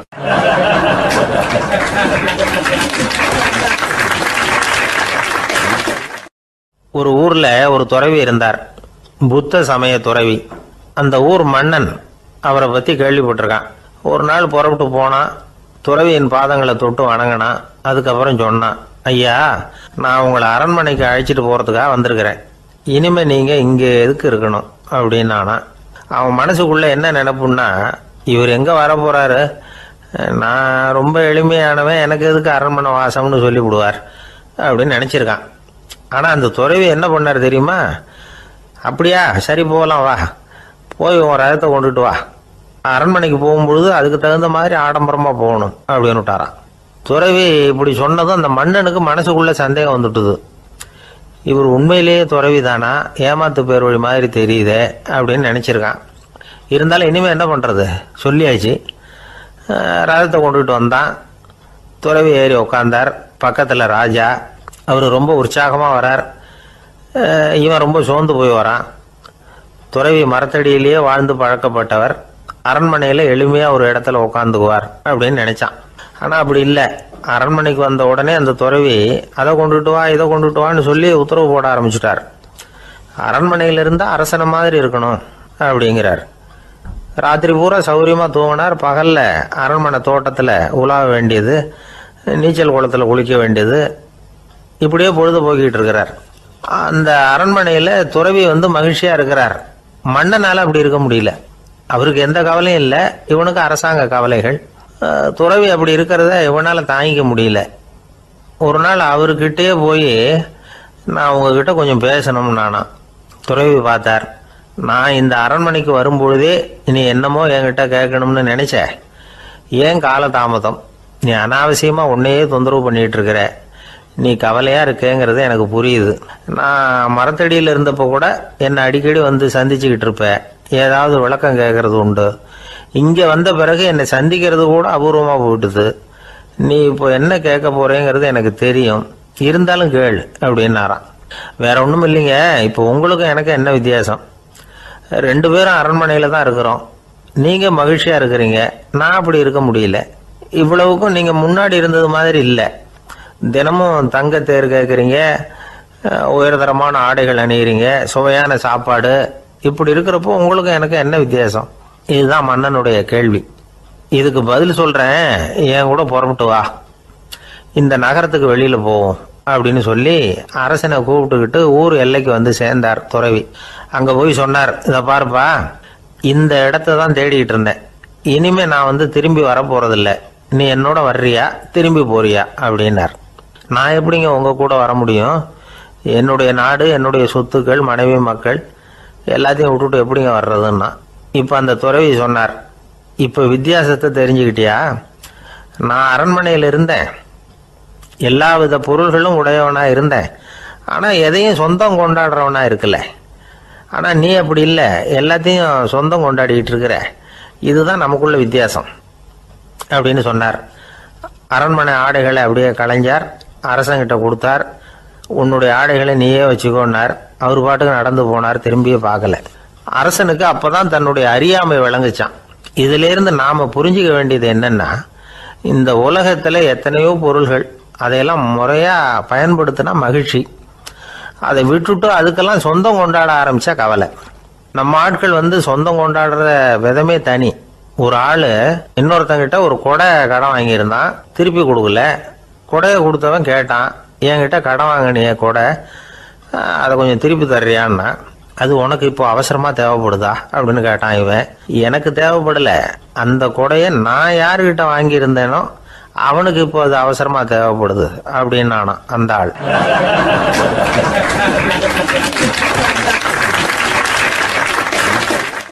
அந்த ஆளுக்கு பேச தெரியாது, அவர்கிட்ட கொஞ்சம் எச்சரிக்கையா நடந்துக்கோ அப்படின்னு சொல்றது உண்டு. அப்படின்னா என்ன அர்த்தம்? அவர் இன்னமும் குழந்தையாவே இருக்கிறாரு, இன்னும் பேச்சு வரலன்னு அர்த்தம்? அப்படி இல்லை, அவருக்கு நாகரிகமா பேச தெரியலன்னு அர்த்தம்.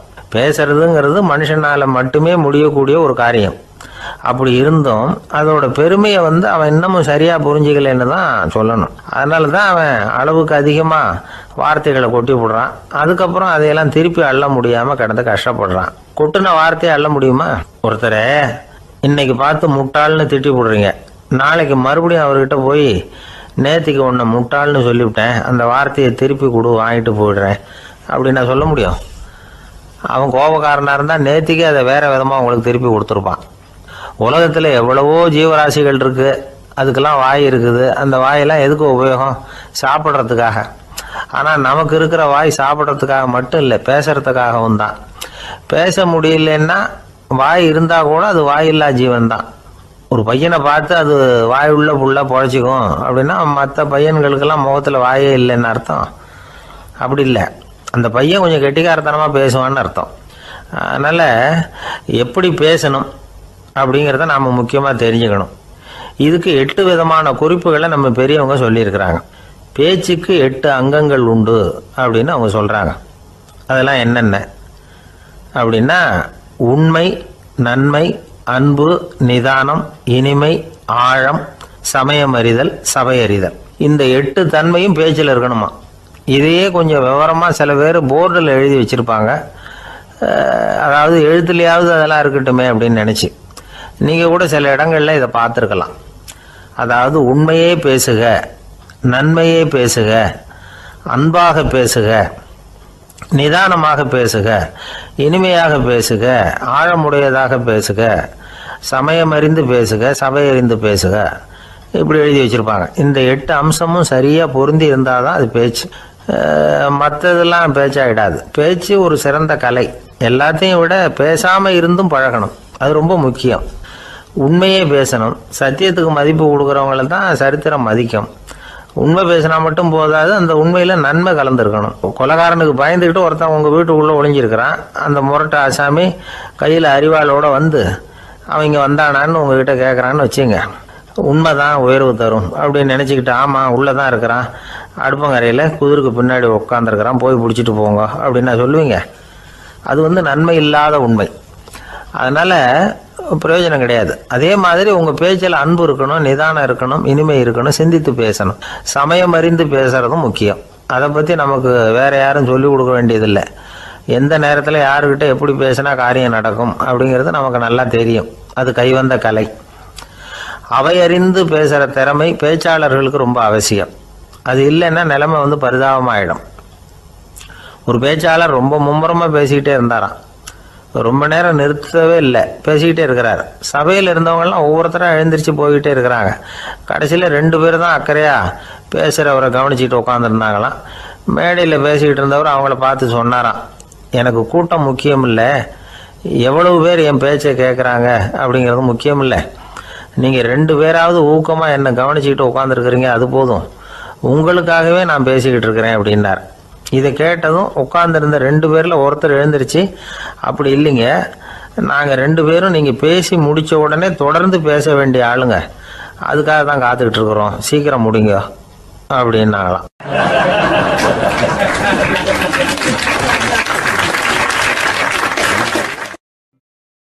ஒரு ஊரில் ஒரு புகழ்பெற்ற பத்திரிகையாளர் இருந்தார். அவர் ஒரு நாள் திடீர்னு இறந்து போயிட்டார். அதுக்கப்புறம் நேராக சொர்க்கத்துக்கு போனார். சொர்க்கத்தின் வாசலில் நின்றுக்கிட்டு இருந்த ஒருத்தர் அவரை தடுத்தார். இதை பாரு, ஏற்கனவே இங்கே 12 பத்திரிகையாளர்கள் இருக்கிறாங்க, அவங்களுக்கே இங்கே வேலை இல்லை. அதுக்கு என்ன காரணம்னா, சொர்க்கத்தில் திடுக்கிடும் செய்திகள்லாம் ஒன்றும் கிடையாது, அப்படி என்ன இருக்க போகுது இங்கே எல்லாம் அது ஒழுங்காக நடந்துக்கிட்டு இருக்கோம். எல்லாம் ஒழுங்காக நடந்தால் பத்திரிகைகளுக்கு சுவாரஸ்யமான கொலை கொள்ளை தீ வைப்பு இது மாதிரி எதுவும் இங்கே இல்லை. ஏற்கனவே இங்கே இருக்கிறவங்க எல்லாரும் மரத்தடியில் உட்காந்துக்கிட்டு தியானம் பண்ணிகிட்டு இருக்கிறாங்க. அந்த ஒரே செய்தி தான் தினமும் இங்கே வந்துக்கிட்டு இருக்குது. அதை படிக்கிறதுக்கே இங்கே ஆள் கிடையாது. அதனால் நான் என்ன சொல்கிறேன்னா, நீ பேசாமல் நரகத்துக்கே போயிடு. அங்கே எவ்வளவோ நிகழ்ச்சிகள் நடந்துக்கிட்டு இருக்கு, அங்கே தான் அதிகமான பத்திரிகையாளர்கள் தேவைப்படுறாங்க, அங்கே உனக்கு நிறைய வேலை இருக்கும், அதை செய்கிறதில்ல நீயும் மகிழ்ச்சியாக இருக்கலாம் அப்படின்னு சொன்னாராம். அங்கே அந்த சொர்க்கத்தின் வாசலில் நின்றுக்கிட்டு இருந்தவர். இந்த பத்திரிகையாளர் அங்கேயே நின்று கொஞ்சம் யோசனை பண்ணார். இவருக்கு சொர்க்கத்திலே இருக்கணும்னு தான் ஆசை. அதனால் மெதுவாக அவர்கிட்ட பேசினாராம், ஐயா, என்னை ஒரு 24 மணி நேரம் இங்கே உள்ளே இருக்கிறதுக்கு அனுமதி கொடுங்க. இங்கே இருக்கிற பல பத்திரிகையாளர்களை எனக்கு தெரியும், அவங்களில் சில பேரை சமாதானப்படுத்தி மெதுவாக பேசி நரகத்துக்கு அனுப்பி வச்சுட்றேன். நான் இங்கே இருந்துக்கிறேன், உங்கள் கணக்குப்படி 12 பேருக்கு மேலே இங்கே தாண்டாது, அப்படி பார்த்துக்கிறேன் அப்படின்னாராம். அவரும் யோசனை பண்ணி பார்த்துட்டு, சரி அப்படியே உனக்கு அனுமதி கொடுக்குறேன், ஆனால் ஒரு விஷயம், 24 மணி நேரம் தான் அனுமதி, அதுக்குள்ளே எல்லாம் நடக்கணும் அப்படின்ட்டுருக்கார். சரின்னு சொல்லிவிட்டு இந்த பத்திரிகையாளர் உள்ளே போனார். யோசனை பண்ணார், திட்டம் போட்டு ஒரு பொருளையை கிளப்பி விட்டார். சக பத்திரிகையாளர்கள் எல்லாம் கூப்பிட்டு சொன்னாராம், இந்த பாருங்கள், நரகத்தில் ஒரு பெரிய தினசரி பேப்பரை கொண்டுகிட்டு வர்றதுக்காக திட்டம் போட்டுக்கிட்டு இருக்காங்க. அதுக்கு பல அதிகாரிகள் தேவைப்படுறாங்க, நிறைய சம்பளம் கிடைக்கும். யார் யாரெல்லாம் நரகத்துக்கு போக ஆசைப்படுறாங்களோ அவங்கெல்லாம் போகலாம் அப்படின்னு ஒரு பொருளையை கிளப்பி விட்டார். 24 மணி நேரம் கழித்து வாசல் பக்கம் போனார். அங்கே இருந்தவர்கிட்ட எத்தனை பேர் வெளியேறினாங்கன்னு விசாரிச்சாராம். அப்போ அவர் இவரை, நீ வெளியே போகக்கூடாது, முதல்ல உள்ளே தான் இருக்கணும் அப்படின்னு தடுத்தாராம். அப்புறம் சொன்னாராம், நீ சொன்ன செய்தியை கேட்டதும் இங்கே இருந்த எல்லா பத்திரிகையாளர்களுமே நரகத்துக்கு போயிட்டாங்கப்பா, உள்ளே யாருமே இல்லை, அதனால் நீ உள்ளே இருக்கலாம் அப்படின்னாராம். இதை கேட்டதும் இந்த பத்திரிகையாளரே குழம்பி போயிட்டார். ஒருவேளை உண்மையிலேயே நரகத்தில் புதுசாக பத்திரிகை ஏதாவது ஆரம்பிக்க போகிறாங்களோ அப்படின்னு அவரே நினைக்க ஆரம்பிச்சிட்டாராம். அப்புறம் சொன்னாராம், ஐயா, என்னை விட்டுருங்க, நான் நரகத்துக்கே போயிடுறேன், அங்கே ஏதோ விசேஷம் இருக்கணும் அப்படின்னாராம். இல்லைன்னா இத்தனை பேரும் ஒட்டுமொத்தமாக அங்கே போகிறதுக்கு சான்ஸே இல்லை, என்னை தடுக்காதீங்கன்னு கெஞ்ச ஆரம்பிச்சிட்டாராம். மற்றவங்க நம்பணுங்கிறதுக்காக ஒரு பொருளையை கிளப்பி விட்டார். கடைசியில் தானே அந்த பொருளைக்கு ஆளாயிட்டார். அதாவது பிறரை ஏமாற்றிய அவரது மனம் கடைசியில் அவரையே ஏமாற்ற ஆரம்பிச்சுட்டு பாருங்க. நீங்கள் இப்படி அடுத்தவங்களை ஏமாத்துறதுக்கு உங்கள் மனசை பழக்கப்படுத்துறீங்க, ஆனால் கடைசியில் அதனால் நீங்களே ஏமாற்றப்படுகிறீர்கள் அப்படிங்கிறது பெரியவர்களுடைய புத்திமதி.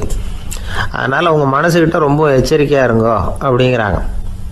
நம்ம ஆளுங்க அங்கே போய் என்ன சொல்லுவாங்கன்னா, இந்த பாரு அங்கே போகாத இங்கே போகாதேன்னு பயமுறுத்துறது உண்டு. சில பேர் அங்கே பேய் இருக்குது, பிசாசு இருக்குது அப்படின்னு பொருளையை கிளப்பி விடுறது உண்டு. இருட்டு நேரம் காட்டு வழியாக ஒருத்தன் போய்கிட்டு இருக்கிறான். அங்கே பேய் பிசாசு நடமாட்டம் இருக்கிறதாக வதந்தி. இவன் பயந்துக்கிட்டே வேகமாக போகிறான். காடு முடிஞ்சு மெயின் ரோட்டுக்கு வந்து சேர்ந்தான். அப்பாடா, ஒரு பஸ்ஸு நின்றுக்கிட்டு இருக்கு தனியாக. இருட்டில் லேசாக தெரிஞ்சுது. ஓடி போய் ஏறி உள்ளே உட்காந்துக்கிட்டான். பயந்துக்கிட்டே போனவன் அப்புறம் தான் தெரியுது உள்ளே யாருமே இல்லை, டிரைவரும் இல்லை, கண்டக்டரும் இல்லை, வேறு யாரும் இல்லை. இவனுக்கு பேய் பயம் அதிகமாக போட்டுது. ஏன்னா நடு ராத்திரி. இந்த நேரம் பார்த்து அந்த பஸ்ஸு தானே நகர ஆரம்பிச்சுதான். இவனுக்கு இன்னும் பயம் அதிகமாக போட்டுது. ஏன்னா டிரைவர் சீட்டு காலியாக இருக்குது, பஸ்ஸு நகருது. இவன் உடம்பு பூரா நடுங்க ஆரம்பிச்சுட்டுது. வீல்னு கத்தலாமான்னு பார்த்தான். அந்த நேரம் பார்த்து அவன் தோளில் ஒரு